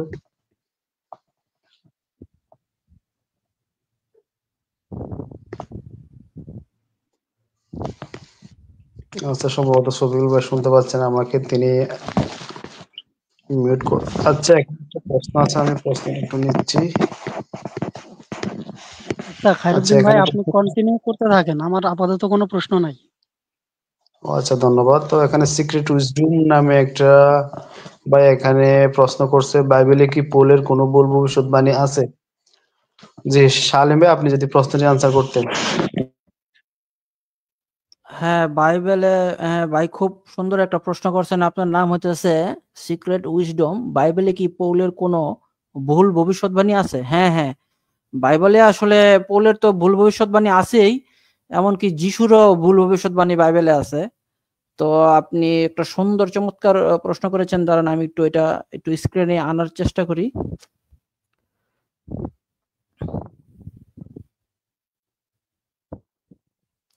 আমি একটু স্ক্রিনটা একটু শেয়ার দিচ্ছি, স্ক্রিনে দেখায় আলোচনা করি, তাহলে ভালো হয়। হ্যাঁ খায়রুদ্দিন ভাই, আমার কি স্ক্রিনটা দেখা যাচ্ছে? দেখা যাচ্ছে। আচ্ছা, হ্যাঁ, তো কথা হচ্ছে কি, এখানে আপনি খুব চমৎকার একটা প্রশ্ন করছেন যে পৌলের কি বাইবেলে কোনো ভুল ভবিষ্যৎবাণী আছে, যে পৌল ভবিষ্যৎবাণী করেছে বাইবেলে, কিন্তু সেই ভবিষ্যৎবাণীটা ভুল হয়েছে, এরকম কি কোনো কথা আছে? হ্যাঁ, বাইবেলে যিশুরও ভুল ভবিষ্যৎবাণী আছে, পৌলেরও ভুল ভবিষ্যৎবাণী আছে। যেরকম কি, পৌল ছিল একজন নকলবাজ, সে কি করছে, ওই যে যিশু কোন একটা ভবিষ্যৎবাণী করেছে, ওটা পৌল কি করছে, ওইটারে নকল করছে। এখন একজন খারাপ ছাত্র, যিনি একটা খারাপ ছাত্র, সেই খারাপ ছাত্রটা যদি কেউ নকল করে, তাহলে কিন্তু দুইজনেই ধরা। হ্যাঁ, খারাপ ছাত্রটা দেখে যদি আপনি লেখেন, তাহলে খারাপ ছাত্র ভুল লিখতেছে, আবার আপনি যে দেখে লিখতেছেন, ওইটাও কিন্তু আপনি ভুলই লিখতেছেন। ঘটনাটা হয়েছে এরকম, বাইবেল অনুযায়ী যিশু ছিল একজন খারাপ ছাত্র, যেরকম এটা কিন্তু ইসলাম অনুযায়ী না, বাইবেল অনুযায়ী যিশু ছিল একজন খারাপ ছাত্র। যেমন আমি আপনাকে এই কথাটা প্রমাণ সহকারে বলি। আপনারা যদি মথি 16 অধ্যায়ের 28 পড়েন, মথি 16 অধ্যায়ের 27-28, এখানে যিশু বলল, মানুষ্য পুত্র তার স্বর্গদূতদের সঙ্গে নিয়ে তার পিতা মহিমায় আসছেন। মানে যিশু যে আবার পরবর্তীতে আসবেন, সেটার কথা এখানে বলা হচ্ছে। মনুষ্যপুত্র তার স্বর্গদূতদের সঙ্গে নিয়ে তার পিতার মহিমায় আসছেন, তখন তিনি প্রত্যেক লোককে তার কাজ অনুসারে ফল দেবেন। আমি তোমাদের সত্যি বলছি, এখানে এমন অনেক লোক দাঁড়িয়ে আছে যাদের কাছে মনুষ্যপুত্র রাজা হিসাবে ফিরে এসে দেখা না দেওয়া পর্যন্ত তারা কেউ মারা যাবে না।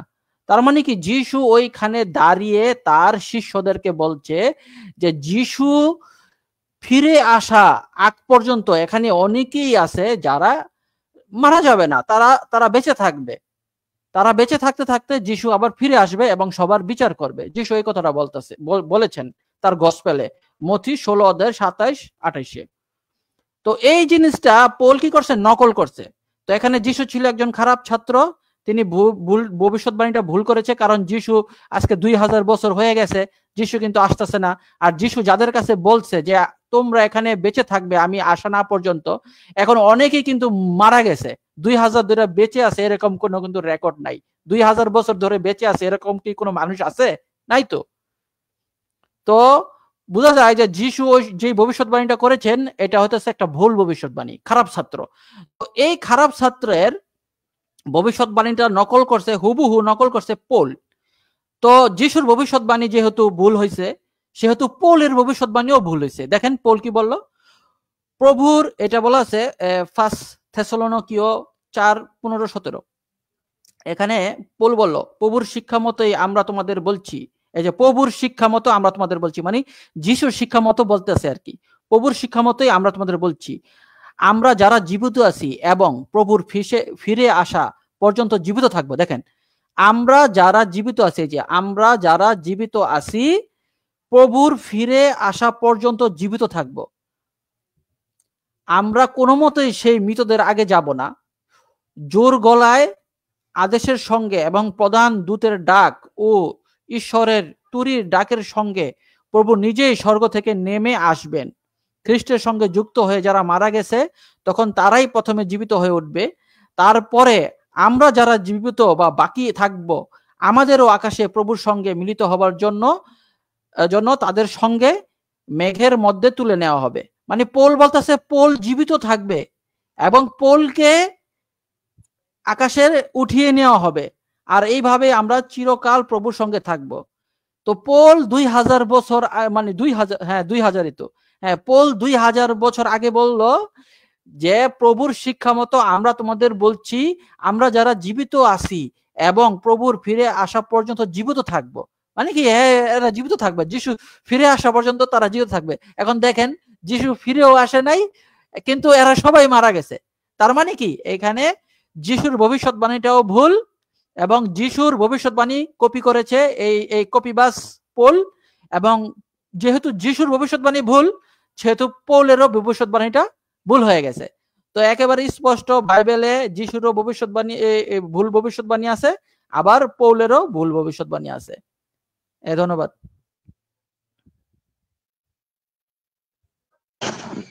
জি, ধন্যবাদ আমাদের শালীম ভাইকে। আশা করি সিক্রেট উইজডম নামের যে ভাইটি প্রশ্নটি করছেন তিনি তার প্রশ্নের যথাযথ আনসার পেয়েছেন। তো আমি দেখতে পাচ্ছি অসংখ্য ভাইরা আমাদের লাইভটি দেখতেছেন। আমি তাদেরকে অনুরোধ জানাবো আপনারা লাইভে যুক্ত হন, লাইভটা শেয়ার করুন। যে সমস্ত মানে ব্যক্তিরা সোশ্যাল মিডিয়া ইসলাম নিয়ে বিভিন্ন ধরনের অভিযোগ বা বিভিন্ন ধরনের প্রোপাগান্ডা ছড়ায় তাদের কাছে, যাতে তারা আজকে আমাদের লাইভে যুক্ত হয়ে তাদের প্রশ্নগুলো আমাদের সামনে করে, ইনশাআল্লাহ তাদের প্রশ্নের যথাযথ রেফারেন্স ভিত্তিক আনসার করা হবে। আচ্ছা, এখানে আরো কয়েকটা প্রশ্ন আছে, আমি প্রশ্নগুলো নেই।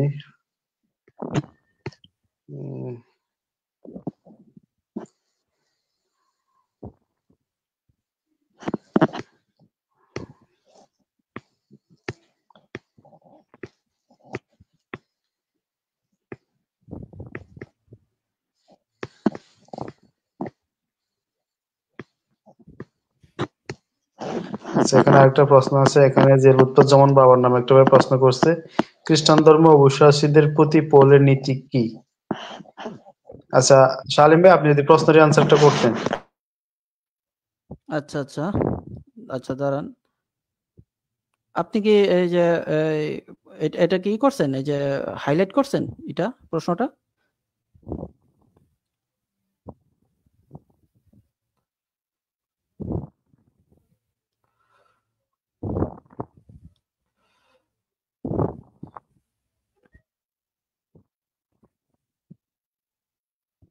আচ্ছা আচ্ছা, খ্রিস্টানদের অবিশ্বাসীদের প্রতি এই লুৎফুজ্জামান বাবর ভাই এখানে প্রশ্ন করছেন যে খ্রিস্ট ধর্মে অবিশ্বাসীদের প্রতি পৌলের নীতি কি কি, মানে পৌল কি কি বললো আর কি অবিশ্বাসীদের ব্যাপারে পৌল কি কি বলছে, এটাই তো প্রশ্ন।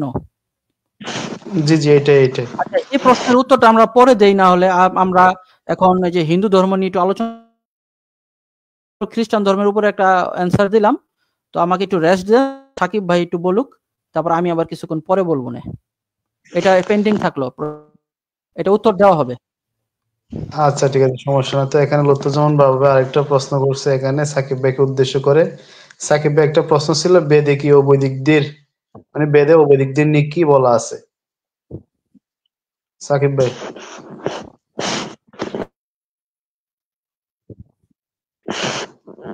সাকিব ভাই শুনতে পাচ্ছেন? মানে বুঝলাম না, বেদে মানে কি বিষয়টা? আমি কোনো কমেন্ট দেখতে পাচ্ছি না, আমার এখানে কোনো কমেন্ট শো করেনি, মানে এটাকে আমার নেটের সমস্যা নাকি? আচ্ছা সমস্যা না, আমি বলে দিচ্ছি। এখানে লুৎফুজ্জামান বাবর নামে একটা ভাই প্রশ্ন করছে আপনাকে উদ্দেশ্য করে, মানে বেদে কি, বেদে অবৈদিকদের নিয়ে কি বলা আছে, মানে বেদে অবৈদিকদের কি বলতেছে এই বিষয়ে মানে তিনি প্রশ্ন করছেন আর কি, যদি প্রশ্নটি আনসারটা দিতেন। ভাই বেদে মনে করেন যে অবৈদিকদের নিয়ে কি বলা হয়েছে, এখন যদি এটা যদি বলতে যাই, মানে রাত ফুরিয়ে দিন হবে, দিন ফুরিয়ে রাত হবে, কিন্তু এটা হচ্ছে শেষ হবে না, কারণ এটার উপরে মনে করেন যে এত এত রেফার, মানে পুরো বেদে যত জায়গাতে হচ্ছে বিদ্বেষ করা হয়েছে, শত্রু বিদ্বেষ করা হয়েছে, মানে মারো ধরো কাটো ছিঁড়ো ফাটাও, এগুলো সবই হচ্ছে মনে করেন যে অবৈদিকদের ক্ষেত্রেই হচ্ছে ব্যবহার করা হয়েছে। এগুলো মনে করেন যে সব হচ্ছে অবৈদিকদের ক্ষেত্রেই শুধু ব্যবহার করা হয়েছে। তার বড় প্রমাণ আপনারা যদি দেখেন, আমি শুধু একটা দিতে পারি, আপনারা যদি ঋগ্বেদ মেবি হচ্ছে ওইটা হচ্ছে এই প্রথম মন্ডল, মেবি যে ঋগ্বেদ প্রথম মন্ডল 84 নাম্বার সূক্তের মনে হয়, দাঁড়ান আমি রেফারেন্সটা না বের করি, তাহলে হচ্ছে এই জিনিসটার উপর আলোচনা করা যাবে। মানে এটার উপরে তো অনেক আলোচনা করা যাবে, মানে এই বিষয়টা হচ্ছে শেষ হবে না, বুঝেন না? এই যে এই অবৈদিকদের উপর, কারণ বেদে মানে বৈদিকরা ছাড়া এমনকি শূদ্র বর্ণ আছে, যে শূদ্র বর্ণকেও মারো ধরো কাটো ছিঁড়ো ফাটাও এগুলো দিয়ে ভর্তি, কারণ শূদ্রদেরকে হচ্ছে আর্য, বেদে হচ্ছে আর্যদের প্রশংসা, অর্থাৎ আর্যরা বাদ দিয়ে যারা আছে সবাইকে মারো ধরো কাটো, কিন্তু এই শূদ্ররা হচ্ছে আর্যদের মধ্যে পড়ে না, সূর্যরা হচ্ছে অনার্য, শূদ্ররা হচ্ছে অনার্য, মানে তারা হচ্ছে অনার্য বা অসুর। আপনি যদি হচ্ছে যে তৈত্তরীয় ব্রাহ্মণ দেখেন, ওইখানে বলা হয়েছে এই যে শূদ্র অসুর, অর্থাৎ শূদ্ররা হচ্ছে অসুর। আবার স্বামী দয়ানন্দ সরস্বতী বেদের হচ্ছে অনার্য শব্দ ব্যাখ্যা করতে গিয়ে, তারপর হচ্ছে দাস শব্দ ব্যাখ্যা করতে গিয়ে, দস্যু শব্দ ব্যবহার করতে গিয়ে বলছে শূদ্র। তার মানে বোঝা যাচ্ছে যে বেদে কিন্তু দুইটা কিন্তু যুদ্ধ পাওয়া যায়, মানে একটা হচ্ছে এই ইয়া বনাম, মানে এই আর্য বনাম অনার্য, অর্থাৎ আর্যদের সাথে ব্রাহ্মণদের সাথে যুদ্ধ হয়েছিল এই ইয়াদের, এই শূদ্রদের, অর্থাৎ শূদ্ররা হচ্ছে অনার্য ইয়া অনুযায়ী। তো এরকম ভাবে যদি আপনারা যদি দেখতে থাকেন, বেদে শুধুমাত্র অবৈদিক বা অনার্য, অবৈদিক বা হচ্ছে ইয়া না, মানে বেদে শুধুমাত্র অবৈদিক বা হচ্ছে এই কি বলে এই যারা হচ্ছে অহিন্দু তাদেরকে না, বরং ওদেরই যে 4টা বর্ণের যে আরেকটা মনে করেন যে ইয়া শাখা, এই যে শূদ্র 4 নম্বর বর্ণ, এই 4 নম্বর বর্ণকেও মারো ছিঁড়ো ফাটাও সব ইয়া আছে। এটা মনে করেন যে আরো ভয়ঙ্কর, মানে আমরা অবৈদিকদের বাতিই দিলাম, কিন্তু ওদের মধ্যেই যে একটা যে মনে করেন যে শাখা, ওইটারই অবস্থা খারাপ একেবারে, মানে এটা অনেক এই এই ইয়াগুলো হচ্ছে অনেক ডেঞ্জারাস, মানে এগুলো নিয়ে কথা বলতে গেলেও মনে করেন যে ইয়া হয়ে যায়। তো আমি শুধু হচ্ছে অবৈদিকদের ক্ষেত্রে না আপনাদের শুধু একটা ইয়া দিচ্ছি যেন আপনারা বুঝতে পারেন, কারণ শূদ্রদের এটা নিয়ে আলোচনা করতে গেলে বিশাল আলোচনা, মানে শেষই হবে না, সেজন্য আমরা শুধু শূদ্রদের জন্য একটা শুধু রেফারেন্স টানতেছি। দাঁড়ান যেন আপনারা বিষয়টা বুঝতে পারেন, এটা হচ্ছে আমাকে যেতে হবে 600 পৃষ্ঠাতে, দাঁড়ান একটু দাঁড়ান। হ্যাঁ, তো আপনারা যদি এই যে আমি যেটা বলতে চাচ্ছিলাম ঋগ্বেদ প্রথম মন্ডল, মানে ঋগ্বেদ প্রথম মন্ডল যদি হচ্ছে 84 নাম্বার সূক্ত, আপনারা ভালো করে শুনবেন, আমি শুধু এটাই বলতেছি কারণ এটা অনেক গুরুত্বপূর্ণ।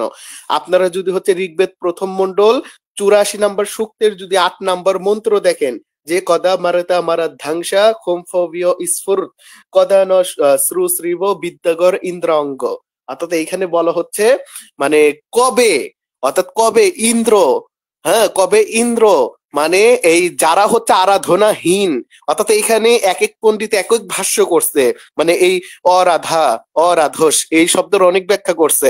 যেরকম এই যে এই চন্দ্রমুনি বিদ্যালঙ্কার করছে হচ্ছে যারা হচ্ছে নাস্তিক, আবার পণ্ডিত হচ্ছে ভগবত দত্ত করছে যারা হচ্ছে নাস্তিক, তারপর হচ্ছে অবৈদিক, আবার ধন সম্পদহীন, আবার সায়ন করছে হচ্ছে যারা ধন সম্পদহীন, আবার স্কন্দ স্বামী করছে হচ্ছে ধন সম্পদহীন, আবার আচার্য দুর্গা করছে হচ্ছে যারা হচ্ছে অনার্য, আবার যারা হচ্ছে ধন সম্পদহীন বা যারা হচ্ছে উপাসনা করে না। আবার এই যে মানে এইরকম ভাবে যদি আপনারা যদি এই যদি দেখতে থাকেন, যারা হচ্ছে অরাধস শব্দের হচ্ছে ব্যাখ্যা প্রদান করছে, এইখানে বলা হচ্ছে যারা যজ্ঞহীন, অর্থাৎ ঋগ্বেদ প্রথম মন্ডল 84 নাম্বার সূক্তের এই 84 নাম্বার সূক্তের হচ্ছে আপনারা যদি দেখেন হচ্ছে মানে 84 ঋগ্বেদ প্রথম মন্ডল 84 নাম্বার সূক্তের যদি আপনারা 8 নাম্বার মন্ত্র দেখেন, এইখানে বলা হচ্ছে যারা যজ্ঞহীন, যারা উপাসনাহীন, যারা ধন সম্পদহীন, যারা দুর্বল, যারা ক্ষমতাহীন, যারা শক্তিহীন, তাদেরকে পায়ের দ্বারা মানে পায়ের নিচে ফেলে, হ্যাঁ, ছত্রাক মানে ব্যাঙের যে ছাতা, ওই ছাতার মতন এগুলোকে হচ্ছে মানে পিষ্ট করতে হবে। অর্থাৎ যারা উপাসনা ঈশ্বরের উপাসনা করে না, যারা হচ্ছে যজ্ঞ সাধন করে না, যারা হচ্ছে বৈদিক ক্রিয়াকর্ম করে না, যারা হচ্ছে মনে করেন ধন সম্পদহীন, অর্থাৎ যারা যজ্ঞে ধন সম্পদ দান করে না, যারা হচ্ছে শক্তিহীন, যারা হচ্ছে ক্ষমতাহীন, তাদেরকে কি করতে হবে? পায়ের নিচে ফেলে ব্যাঙের ছাতাকে যেরকম মানুষেরা হচ্ছে পিষ্ট করে, ওই রকম ভাবে এই সকল ব্যক্তিদেরকে পায়ের নিচে ফেলে হচ্ছে পিষ্ট করতে হবে। বুঝছেন? মানে বিষয়টা দেখেন কতটা ডেঞ্জারাস। মানে কেউ যদি বৈদিক ঈশ্বরের উপাসনা না করে, তাহলে কি করবে? ওই রাজ্যের রাজা, অর্থাৎ বৈদিক রাজ্যে যে একজন রাজা থাকবে, ওই রাজা হচ্ছে ওই মানে উপাসনাহীন বৈদিক ঈশ্বরের উপাসনাহীন ব্যক্তিকে মানে ধরে নিয়ে গিয়ে পায়ের নিচে দিয়ে পারাবে। আবার হচ্ছে যে ব্যক্তি যজ্ঞ করবে না বৈদিক রাজ্যে, তাকে হচ্ছে ধরে নিয়ে গিয়ে পায়ের নিচে দিয়ে পারাবে রাজা। আবার যেই ব্যক্তি মানে অন্নহীন, অর্থাৎ অন্ন থাকার পরেও হচ্ছে যারা হচ্ছে যজ্ঞে অন্ন দান করে না, তারা হচ্ছে অন্নহীন, অর্থাৎ এদেরকে হচ্ছে রাজা ধরে নিয়ে গিয়ে পায়ের নিচে দিয়ে পারাবে। আবার যারা ক্ষমতাহীন শক্তিহীন, হ্যাঁ, মানে এই অবৈদিকদের মধ্যে বা যারা হচ্ছে মনে করেন অহিন্দু, তাদের মধ্যে যারা ক্ষমতাহীন, মানে এদের তো কিছু করার নেই, সেই জন্য ইচ্ছা করেও হচ্ছে এই বৈদিক রাজ্যের রাজা হচ্ছে এদেরকে পায়ের নিচে দিয়ে পিষ্ট করবে। মানে দেখেন কতটা হচ্ছে মানে জঘন্য হচ্ছে মন মানসিকতা, মানে কতটা হচ্ছে স্টপিড মার্কের কথা। অথচ আপনারা ইসলামিক দেখেন, ইসলামিক শাসন ব্যবস্থা দেখেন, রাসূলুল্লাহ সাল্লাল্লাহু আলাইহি ওয়াসাল্লাম বলছে কেউ যদি হচ্ছে মানে মানে ইসলামিক রাষ্ট্রে কেউ যদি কোনো হচ্ছে করে, কেউ যদি কোনো হচ্ছে জিম্মিকে অর্থাৎ অমুসলিমদেরকে কেউ যদি হত্যা করে বিনা কারণে কেউ যদি হত্যা করে, তাহলে হবে না, যেই ব্যক্তি হত্যা করবে সে হচ্ছে মানে এই জান্নাতে সুঘ্রাণও পাবে না, জান্নাতে সুঘ্রাণও পাবে না।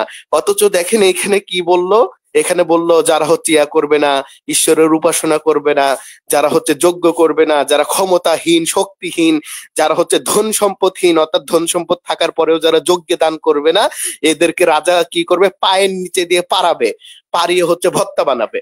মানে এগুলো কি কথা ভাই, বুঝলাম না। মানে এগুলো কিভাবে মানে এগুলো মানে মানবিক হতে পারে? আমি তো মানবিক কিছু খুঁজে পাচ্ছি না। আমি শুধু একটাই বললাম, মানে একটাতেই বোঝা যাচ্ছে, মানে ওই প্রতিটা ভাত সিদ্ধ হয়েছে কিনা ওইটা দেখার জন্য প্রতিটা ভাতে চাপ দেওয়ার প্রয়োজন নেই। ওই একটা ভাতেই চাপ দিলে বোঝা যায় ভাত মানে হয়ে গিয়েছে। সেজন্য একটা বললেও যা, 10টা বললেও তা।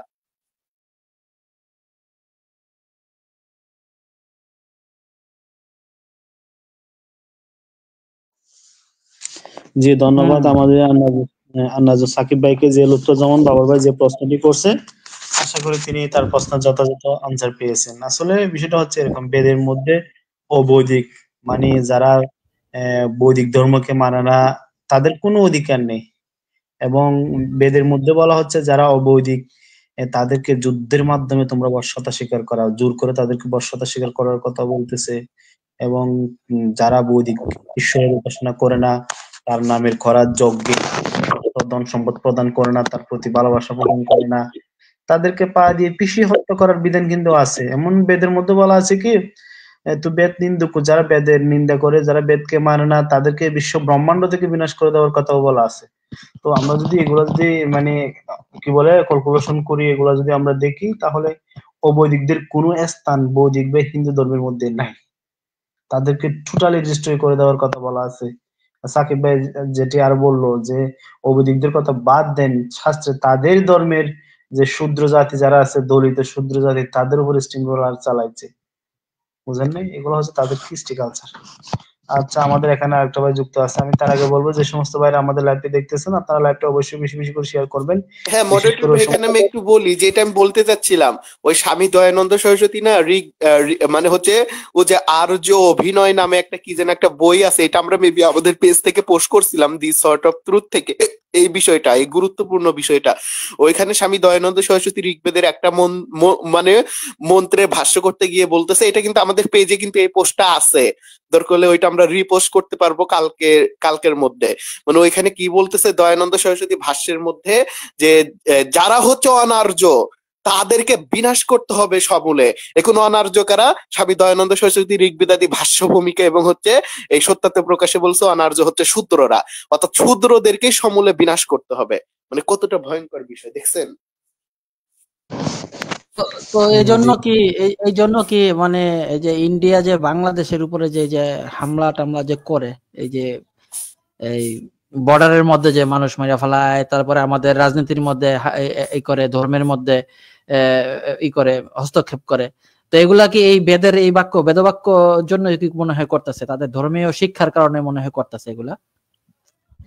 হ্যাঁ, একদম একদম। যেমন নাকি যে আপনার কি বলে যজুর্বেদের মধ্যে, বুঝেন, যজুর্বেদের মধ্যে স্পষ্ট বলা আছে যারা মানে বৈদিক ঈশ্বরকে মানে না, ঠিক আছে, তাদেরকে যুদ্ধের মাধ্যমে তোমরা তাদেরকে কি করো, বর্ষতা স্বীকার করাও, মানে জোর করে যে কোনো প্রসেস হবে হোক তাদেরকে বর্ষতা স্বীকার করাতে হবে।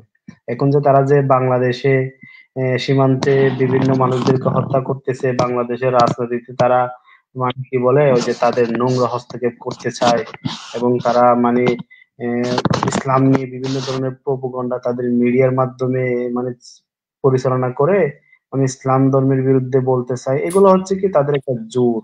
তারা মানে বিভিন্ন কলা কৌশল, সেটা যুদ্ধ তো বিভিন্ন ধরনের হয়ে থাকে, প্রক্সি যুদ্ধ হয়ে থাকে, সরাসরি যুদ্ধ হয়ে থাকে, তারপর হচ্ছে কি আরো স্নায়ু যুদ্ধ হয়ে থাকে। তো এই ধরনের মানে যুদ্ধের মাধ্যমে তারা চায় বাংলাদেশকে মানে কি তাদের বর্ষতা স্বীকার করাতে। তো এই সমস্ত বিষয়গুলো কিন্তু তাদের শাস্ত্রের মধ্যে একেবারে স্পষ্ট বর্ণিত আছে। তো তারা তাদের শাস্ত্রের কাজে করতেছে, এখানে অন্য কিছু করতেছে না। তো আচ্ছা, দেখ আমাদের বাংলাদেশে কেন? হ্যাঁ, এখানে তো পাকিস্তানও আছে। হ্যাঁ, পাকিস্তানে কেন ওরা হামলা টামলা করে না? বাংলাদেশের সাথে যেরকম করে ওই রকম তো আচরণ পাকিস্তানের সাথে করে না তো। পাকিস্তানের সাথে কোনো কুত্তা পিঠা খাবে। আচ্ছা, চীনের সাথে করবে না, কুত্তা পিঠা খাবে। বাংলাদেশকে তো তারা এতদিন মানে তাদের যে একজন এজেন্ডা সরকার ছিল, মানে কুনি হাসিনা, যে দেশের মানুষের অধিকার, দেশের সার্বভৌমত্ব এবং দেশের যে মানে কি বলে নিজেদের একটা স্বকীয়তা ছিল, সেটাকে বিসর্জন দিয়ে ভারতের সাথে আঘাত করছিল, বুঝেন নাই? তো তারা বর্ষাতে স্বীকার করাইছিল, তো এখন পারতেছে না, এখন তারা বিভিন্ন ধরনের প্রোপাগান্ডা চালাচ্ছে বাংলাদেশ সম্পর্কে। আচ্ছা, আমাদের এখানে অনেকবারই যুক্ত আছে, আমরা একটু তাদের কাছে যাব। তার আগে আমি দর্শকদের উদ্দেশ্যে বলবো যে সমস্ত ভাইরা আমাদের লাইভে আচ্ছা দেখতেছেন, মডারেটর ভাই, ও যে আমরা একটা ইয়ার কথা বলতেছিলাম না, ওই দয়ানন্দ সরস্বতীর ভাষ্যে যে শূদ্র নিধনের কথা, তো ওইটা আমি আপনার আইডিতেই পেয়ে গিয়েছি, মানে ওইটা আপনিই পোস্ট করেছিলেন পেজ থেকে নিয়ে, সেজন্য আমি ওইটা দিতে। সালিম ভাই আপনি একটু ইয়া করেন, হ্যাঁ মানে এটা শো করেন, আমরা একটু দেখাই দিই, যেহেতু এই বিষয়টা উঠছে সেজন্য একবারই দেখাই দিই। দেখেন দিছি পার্সোনাল চ্যাটে, মানে ওইটা আমি পেজে খুঁজতে গেছি কিন্তু দেখে আপনার আইডিতেই আছে, সেজন্য ওইটা দিলাম।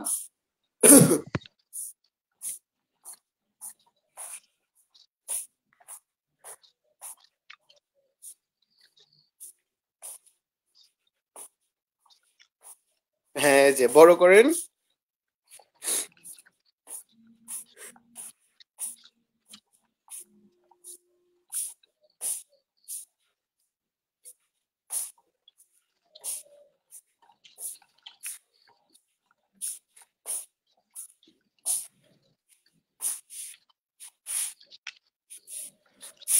হ্যাঁ ওই ওই সাইড, হ্যাঁ হ্যাঁ ওইটা ইয়ে করেন। হ্যাঁ দেখেন, এখানে আমরা একটা জিনিস দেখি দেখেন আমি হচ্ছে পুরোটা পড়ি, অর্থাৎ জিনিসটা আমি যেহেতু গুছিয়ে লিখছিলাম সেজন্য পুরোটা পড়লে আপনারা বুঝবেন ভালো, মানে কিছু সময় নিব, তারপর আমরা অন্য ভাইদের কাছে যাচ্ছি। তো দেখেন এখানে আমরা প্রথমে যে টাইটেলটা দিয়েছি যে আর্য সমাজ শূদ্র, মানে আর্য সমাজ শূদ্রদের অধিকার নিয়ে কথা বলতে বলতে গলা ফাটিয়ে ফেলে। তো আসুন আসামরা, হ্যাঁ তো কই গেল, তো আসুন আচ্ছা শালিম ভাই দেখা, হ্যাঁ মানে দেখেন এইখানে হচ্ছে আমরা মানে শুরু থেকেই পড়ি যেন আপনারা সবাই বুঝতে পারেন যে আর্য সমাজ শূদ্রদের অধিকার নিয়ে কথা বলতে বলতে গলা ফাটিয়ে ফেলে। তো আসুন আসামরা সরাসরি দেখবো বেদ কিভাবে শূদ্রদের অধিকার হনন করেছে। আজ এটাই দেখবো যে বেদ শূদ্রদের অধিকার দেওয়ার নামে শূদ্রদের পিছনে ছুরির আঘাত করেছে। মানে এখন আমরা ভাষ্য দেখাচ্ছি। হে যথাযথ সর্ববিদ ঈশ্বর, আপনি অজান বিদ্যা ধর্ম প্রভৃতি উৎকৃষ্ট স্বভাব আচরণ যুক্ত আর্যদের জানেন, যাহারা নাস্তিক দস্যু অপহরণকারী বিশ্বাসঘাতক মূর্খ লম্পট হিংসা প্রভৃতি দোষযুক্ত উত্তম কর্মে বিঘ্ন উৎপন্নকারী স্বার্থপর স্বার্থ সাধন মানে স্বার্থ সাধনে তৎপর বেদ বিরোধী অনার্য বেদ বিদ্যা বিরোধী অনার্য বা অনারী প্রভৃতি লোক তাহাদের সমূলে বিনাশ করুন। মানে ঋগ্বেদ, এটা হচ্ছে ঋগ্বেদ 1 নম্বর মন্ডল 51 নম্বর সূক্তের 8 নম্বর হচ্ছে মন্ত্র। ভাষ্যকার হচ্ছে স্বামী দয়ানন্দ সরস্বতী। মানে এই মন্ত্রের ভাষ্য সে কোথায় করছে, যে আর্য ভিনয় বইয়ের 14 নম্বর পৃষ্ঠাতে। এখন নিচে আসেন, নিচে এই জায়গাতে আমরা অনেকগুলো পেলাম, যেরকম নাস্তিক দস্যু অপহরণকারী বিশ্বাসঘাতক মূর্খ লম্পট হিংসাকারী বেদ নিন্দাকারী অনার্য অনারী, এদেরকে সমূলে বিনাশ করতে বললো। এখন প্রশ্ন হচ্ছে সমূলে যে বিনাশ করতে বললো, মানে ওইখানে সমীক্ষা করা হচ্ছে। দেখেন স্বামী দয়ানন্দ সরস্বতী উক্ত মন্ত্রের ভাষ্যে সব মিলে 11 শ্রেণীর মানুষদের সমূলে বিনাশ করার জন্য বৈদিক ঈশ্বরকে আহ্বান জানিয়েছে। আর সে 11 শ্রেণী মানুষের মধ্যে এক শ্রেণী হলো অনার্য বা অনারী। আপনারা জানলে অবাক হবেন যে বেদ অনার্য বা অনারী দিয়ে শূদ্রদেরকে বুঝায়। এটা আমার কথা না, বরং এটা আর্য পণ্ডিত বিশ্বনাথ বিদ্যালঙ্কারের সিদ্ধান্ত। মানে এটা পাবেন আপনারা, হ্যাঁ উপরে তুলেন শালিম ভাই। মানে যে মানে আপনারা যদি হচ্ছে অথর্বা বেদ 4 নম্বর কাণ্ড 20 নম্বর সূক্তের যদি 4 নম্বর মন্ত্রের যদি বিশ্বনাথ বিদ্যালঙ্কারের যদি ভাষ্যের মানে টিপ্পিনি দেখেন, মানে টিকা, ওইখানে সে বলছে ব্রাহ্মণ ক্ষত্রিয় বৈশ্য দ্বিজগণের নাম হচ্ছে আর্য আর শূদ্রের নাম হচ্ছে অনার্য। আবার স্বামী দয়ানন্দ সরস্বতী নিজেও বলেছে অনার্য বা অনারী হলো শূদ্র। দেখুন মানে এই যে অনার্য বা অনারী অর্থাৎ মূর্খ যাহাকে শূদ্র বলা হয়, ঋগ্বেদাদি ভাষ্য ভূমিকা মানে 23 নম্বর অধ্যায় পৃষ্ঠা হচ্ছে 290। সুতরাং দেখুন বেদ কতটা ভয়ঙ্কর ও নিকৃষ্ট ভাবে শূদ্রদের অধিকার হনন করেছে এবং বেদ শূদ্রদের সমূলে বিনাশ করবার জন্য কতটা নিকৃষ্ট ভাবে বৈদিক ঈশ্বরকে আহ্বান জানিয়েছে। তো দেখেন আমরা হচ্ছে ঋগ্বেদ 1 নম্বর মন্ডল 51 নম্বর সূক্তের 8 নম্বর মন্ত্রে পাচ্ছি যে ওই 1 নম্বর মানে ওইখানে 1 নম্বর 8 নম্বর মন্ত্রে সব মিলে 11 শ্রেণীর 11 ধরনের মানুষদেরকে বিনাশ করার জন্য ঈশ্বরকে আহ্বান করা হচ্ছে। আর ওই 11 শ্রেণীর মধ্যে এক শ্রেণী হচ্ছে মানে অনার্য অনারী। আর অনার্য অনারী কারা?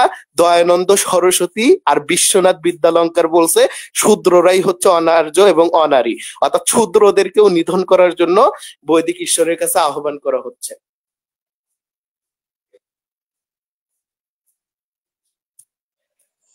জি ধন্যবাদ আন্নাজ সাকিব ভাইকে, এবং আরো ধন্যবাদ জানাই যে এই প্রশ্নটি যে করছিল মানে বৈদিকদের মানে বৈদিক রাজ্যে বা বেদের মধ্যে অবৈদিকদের সম্পর্কে কি বলা আছে। আমাদের যে মানে লুৎফুজ্জামান বাবর ভাই যে প্রশ্নটি করছে তাকে ধন্যবাদ, কারণ তার এই প্রশ্নটির মাধ্যমে আমাদের আন্নাজ সাকিব ভাই তিনি রেফারেন্স দিয়ে প্রমাণ করে দিচ্ছেন যে মানে বেদ বা বৈদিকদের মধ্যে অবৈদিকদের কোনো স্থান নাই। তাদেরকে সমূলে উৎপাটন, তাদেরকে সমূলে ধ্বংস, তাদেরকে সমূলে বিনাশ করার কথা বলা হচ্ছে। তাদের ধর্মের কিছু নিম্ন বর্ণের দলিতদের উপরও এই বর্বরতার বিধান দেওয়া আছে।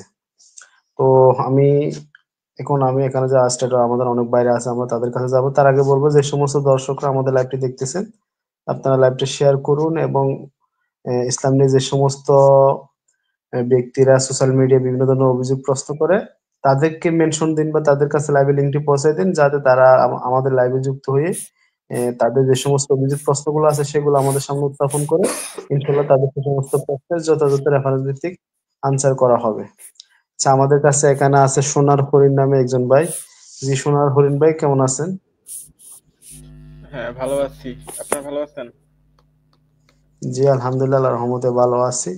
তো ভাই আপনার জি যদি কোনো প্রশ্ন থাকে হ্যাঁ, আমার প্রশ্ন হচ্ছে যে হিন্দুরা যে কাজিন ম্যারেজ করে না, তো এই কাজিন ম্যারেজ যে করা যাবে না, এটা তাদের কোথায় আছে? এটা কি বেদে আছে, পুরাণে আছে, এটা কোথায় আছে? এটা হচ্ছে প্রশ্ন। আরেকটা হচ্ছে, এই একটু আগে একজন কমেন্ট করলো যে এই কি জানি বলে একই কথা বারবার, যে বলতিছে এই যে জাতপাত এগুলা বলে সব কর্মগত, এগুলা কোনো জন্মগত না। কিন্তু আসলে জিনিসটা হইতেছে, আমি যেটা বুঝছি যে কর্মগত মানে কি, আপনি এই জগতে মানে যখন বেঁচে আছেন, তখন যে কর্মটা করছেন, সেই কর্মের উপর ভিত্তি করে পরবর্তী জন্মে আপনি শূদ্র, ব্রাহ্মণ এসবের জন্য, এই যে পরবর্তী জন্মে যে আপনি ব্রাহ্মণ বা শূদ্র যাই হলেন না কেন, এটার আপনি চেঞ্জ করতে পারবেন না। তাহলে তো একই হইলো, ঘুরে ফিরে ফিক্সড হইলো। চালাকিটা বুঝছেন? কর্মগত মানে কি? কর্মগত মানে আগের জন্মের কর্ম দিয়ে বর্তমানটা বিচার, মানে বর্তমানে আর কোনো কিছু চেঞ্জ করা যাবে না। এটা শোনা হরিণ ভাই, আমি এই বিষয়টা আপনাকে বলে যাবো নাকি। এই লোকটা অরবিন্দ আরিয়া নামে এই লোকটা এই প্রশ্নটি করছে। দেখেন সে হিন্দু শব্দটাও মান করতে পারে না, হিন্দু হিন্দু লিখছে হিন্দু, হিন্দু শাস্ত্রে বর্ণগত। মানে এদের শিক্ষা হচ্ছে এরকম। আর আপনি যে কথাটা বলছেন না, তাদের শাস্ত্রে কোথায় বলা আছে কাজিন ম্যারেজ করা যাবে না? তাদের শাস্ত্রে কোনো জায়গায় বলা নেই যে কাজিন ম্যারেজ করা যাবে না, বরং তাদের শাস্ত্রে কি বলে, কাজিন ম্যারেজ করছে কৃষ্ণ নিজে। সে নিজের ফুফাতো বোনকে, মামাতো বোনকে বিয়ে করছে, নিজের মামিকে বিয়ে করছে। আর হচ্ছে কি, ওই যে সাকিব ভাই যে বলছে, বুঝেন নাই, ওই যে জমার জমি আপন ভাই বোন, বুঝেন নাই, তারা আকাম করছে। সাকিব ভাইকে এটা জিজ্ঞেস করে না, এটা একটু শুনতে চাই সাকিব ভাইয়ের থেকে উত্তরটা, যে কোথায় কোথাও আছে কিনা বিষয়ে আমি একটা কথা বলি, সেটা হচ্ছে যে তারা কাজিন ম্যারেজ করতে চায় না, অথচ এই যে তামিলে কিন্তু আপনার এই যে আপন মামা এবং ভাগ্নি কিন্তু বিবাহ করে, এটা কিন্তু একটা ইয়েতে দেখছিলাম আমি। আসলে ভাই এটা তো এর আগে বলা হয়েছে, বুঝেন নাই, কাজিন ম্যারেজ করা যাবে না এ ধরনের কোনো বিধান নাই, বরং তাদের যে স্বপ্নদ্রষ্টা কৃষ্ণ, কৃষ্ণ নিজে করছে। এবং হচ্ছে কি ব্রহ্মা তার আপনি কি নিজের শিওর? কন্যা। আপনি কি শিওর কোথাও নাই? আমি জানতে 100% শিওর আমাদের যত, হ্যাঁ 100% ভাই, 100% শিওর হয়ে তো বলতেছি। সাকিব ভাই থেকে উত্তর পেলে ভালো লাগবে আর কি, উনি একটু দিলে ভালো হয়। আচ্ছা সাকিব ভাই, আপনি যদি এখানে মানে উনি যে প্রশ্ন করছে এটার আনসারটা দেন। কোনটা? মানে উনি বলছে যে মানে হিন্দু শাস্ত্রে কি কোথাও বলা আছে যে কাজিন ম্যারেজ মানে করা যাবে না, এই ধরনের কথা? না, আমি আসলে এটা সরাসরি বলবো না যে নাই, আমি বলবো যে আমি এখনো পাইনি। তবে কেউ যদি দেখায় তবে ওইটা নিয়ে আমরা মানে সমালোচনা বা আলোচনা আমরা করতে পারি, ওইটা দেখতে হবে। আমি এখনো পাইনি, এখন আমি যে পাইনি, এই পাইনি থেকে আমি বলতে পারবো না যে নেই। হয়তো আমি যতটুকু পড়ছি হয়তো এগুলোর মধ্যে নেই, বা থাকলেও হয়তো আমার চোখে পড়েনি।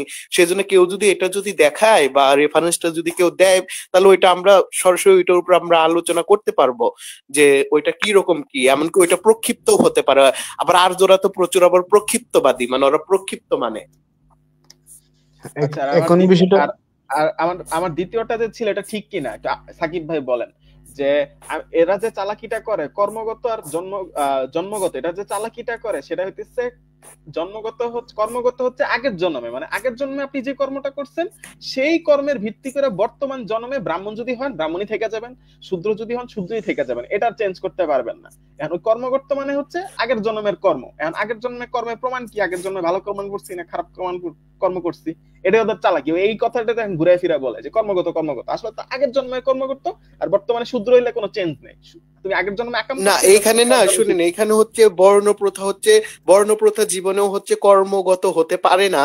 এখানে আমি হচ্ছে দিতে পারি, মানে আপনি যেটা বলছেন এটা ঠিক। আপনি যেটা বলছেন না ভাই, এটা হচ্ছে ছান্দোগ্য উপনিষদ অনুযায়ী হচ্ছে প্রমাণিত। অর্থাৎ ছান্দোগ্য উপনিষদে বলা হয়েছে মানুষ হচ্ছে মানে আগের জন্মে কি কর্ম করেছিল ওই কর্মের উপর ভিত্তি করে তাকে হচ্ছে সেই অনুযায়ী হচ্ছে সেই জনিত হচ্ছে নিক্ষেপ করা হবে। কিন্তু এটা বাদ দিয়েও আরেকটা মত আছে, এটা কিন্তু আরো স্ট্রং, এটা গীতা দ্বারাও প্রমাণিত, আবার হচ্ছে এই মনুসংহিতার বিশুদ্ধ ভাষ্য দ্বারাও প্রমাণিত। এই যে আমরা মনুসংহিতাটাই সর্বপ্রথম বলি, এটা আবার আপনি যে আগের জন্মে কি কর্ম করছেন ওইটা অনুযায়ী যে আপনি বর্ণপ্রাপ্ত হবেন, এটাকে আবার সরাসরি ডিনাই করে। তারপর প্রমাণ আপনারা যদি হচ্ছে মনুসংহিতা দেখেন, মনুসংহিতা 1 নম্বর অধ্যায়ের যদি 28 নম্বর শ্লোক দেখেন, বিশুদ্ধ মনুসংহিতা, যেটা হচ্ছে আর্যরা ভাষ্য করছে, এমনকি এটা প্রক্ষিপ্ত না, এটা হচ্ছে বিশুদ্ধ ভাষ্য। এটা তো হচ্ছে এই মানে পণ্ডিত সুরেন্দ্র কুমার ভাষ্য করছে যে সেই পরমাত্মা সৃষ্টির শুরুতে যেই প্রাণীকে যেই কর্মে নিযুক্ত করেছে, প্রত্যেক সৃষ্টি উৎপন্নের সময় ও ফির মানে ওই প্রাণী মানে জন্ম ধারণ করে মানে সেই কর্মকেই বারবার মানে নিজে নিজেই প্রাপ্ত করে। অর্থাৎ সৃষ্টির শুরুতে অর্থাৎ একজন মানুষকে যে সৃষ্টি করবে ঈশ্বর, করার সময় তাকে কি কর্ম দিয়ে পৃথিবীতে পাঠিয়েছে, এই কর্মই সে যতবারই জন্ম নিবে ততবারই প্রাপ্ত হবে। অর্থাৎ একজন চোরকে যদি চুরি করার জন্যই যদি সৃষ্টি করে, তাহলে ওই চোর যতবারই হচ্ছে জন্ম নিবে ততবারই সে তার কর্মের কারণে, কর্ম যে আগে থেকে লিপিবদ্ধ করা হয়েছে সেই কারণে হচ্ছে সে চুরি করতেই বাধ্য হবে। আবার ধরেন শূদ্রকে আপনারা যদি হচ্ছে যে এই কি বলে মনুসংহিতা হচ্ছে যদি দেখেন এই 9 নম্বর অধ্যায়, মনুসংহিতা 9 নম্বর অধ্যায়ের যদি হচ্ছে 300 দাঁড়ান আমি হচ্ছে রেফারেন্সটা বলি, তাহলে এখানে না অনেক চমৎকার একটা আছে, দাঁড়ান একটু খালি অপেক্ষা করেন, আমি খালি 9টা বলি। এটা অনেক চমৎকার একটা ভার্স, এটা কিন্তু বিশুদ্ধ মনুসংহিতা দ্বারা কিন্তু প্রমাণিত, এটা প্রক্ষিপ্ত বলে নাই সুরেন্দ্র কুমার, এটাকে প্রক্ষিপ্ত বলে না, এটা অনেক চমৎকার আমাদের জন্য। হ্যাঁ, সেটা হচ্ছে এই যে আপনারা যদি মনুসংহিতা 9 নম্বর অধ্যায়ের যদি 334 নম্বর শ্লোক দেখেন, এটা কিন্তু বিশুদ্ধ মনুসংহিতা দ্বারা প্রমাণিত, এমনকি এটা প্রক্ষিপ্ত না। সুরেন্দ্র কুমার এটাকে প্রক্ষিপ্ত বলেনি। অর্থাৎ বিশুদ্ধ মনুসংহিতা 9 নম্বর অধ্যায়ের 334 নম্বর শ্লোকে বলা হচ্ছে যে শূদ্রের জন্য দাসত্ব করাই হচ্ছে, অর্থাৎ বেদবিদ্যা অর্থাৎ বেদজ্ঞ ব্রাহ্মণদের দাসত্ব করাই হচ্ছে শূদ্রের জন্য পরম ধর্ম। এটা কোনো প্রক্ষিপ্ত শ্লোক না, এটা সুরেন্দ্র কুমার প্রক্ষিপ্ত বলেনি। এমনকি সুরেন্দ্র কুমার এটাকে আরো কল্যাণ, এইখানে তো বাংলা অনুবাদ অনুযায়ী আমি বললাম পরম ধর্ম, কিন্তু সুরেন্দ্র কুমার বলছে কল্যাণময় পরম ধর্ম, মানে কল্যাণ শব্দ আবার সে যুক্ত করছে।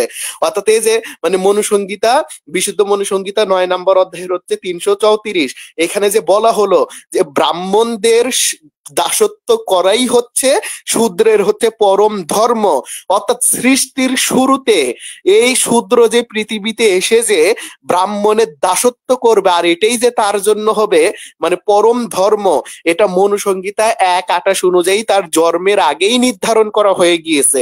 সুতরাং এই শূদ্র পৃথিবীতে যতবারই জন্মগ্রহণ করবে সে ভালো অথবা মন্দ এই দুইটা কোনো কাজই করতে পারবে না, বরং সে তাকে যে হচ্ছে দাসত্বের জন্যই তৈরি করছে এটাই তাকে বারবারই করতে হবে। সুতরাং এইখানে মানে আগের জন্মের কর্ম অনুযায়ী যে জন্ম বিভাগ করবে এটা টিকে না, কারণ মনুসংহিতা 1:28 অনুযায়ী মানে সৃষ্টির শুরুতে ঈশ্বর যাকে যেই কাজে নিযুক্ত করেছে, শূদ্রকে নিযুক্ত করেছে ব্রাহ্মণের দাসত্ব করার জন্য, এটাই হচ্ছে তার পরম ধর্ম।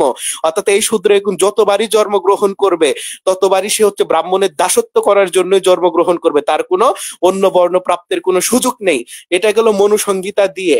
এখন আসেন আমরা হচ্ছে গীতাতে দেখি, গীতাতে যে কৃষ্ণ যে বললো চতুর্বর্ণং মায়া সৃষ্টং গুণকর্মা বিভাগস্য, অর্থাৎ এই 4 হচ্ছে মেবি হচ্ছে 13, যে আমি হচ্ছি করছি মানে গুণ এবং কর্মের উপর ভিত্তি করে কর্ম মানে করছি, বর্ণ বিভাগ করেছি।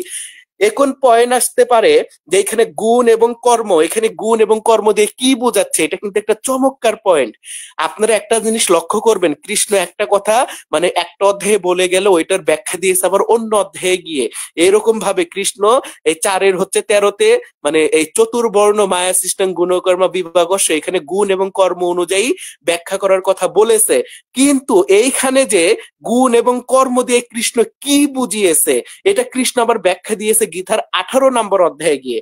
আপনারা যদি এই যে গীতার যদি 18 নম্বর অধ্যায় দেখেন, 18 নম্বর অধ্যায়ের যদি আপনারা দেখেন এই যে 41 নম্বর শ্লোক, এই জায়গাতে বলা হচ্ছে মানুষের স্বভাব গুণ এবং প্রকৃতির, মানে এইখানে বলা হচ্ছে যে গুণ, এখানে গুণটা দিয়ে কি বোঝাচ্ছে, গুণ এবং কর্ম, গুণটা হচ্ছে মানুষের স্বভাবজাত কর্ম, মানুষের স্বভাব গুণ, অর্থাৎ ও যে প্রকৃতির।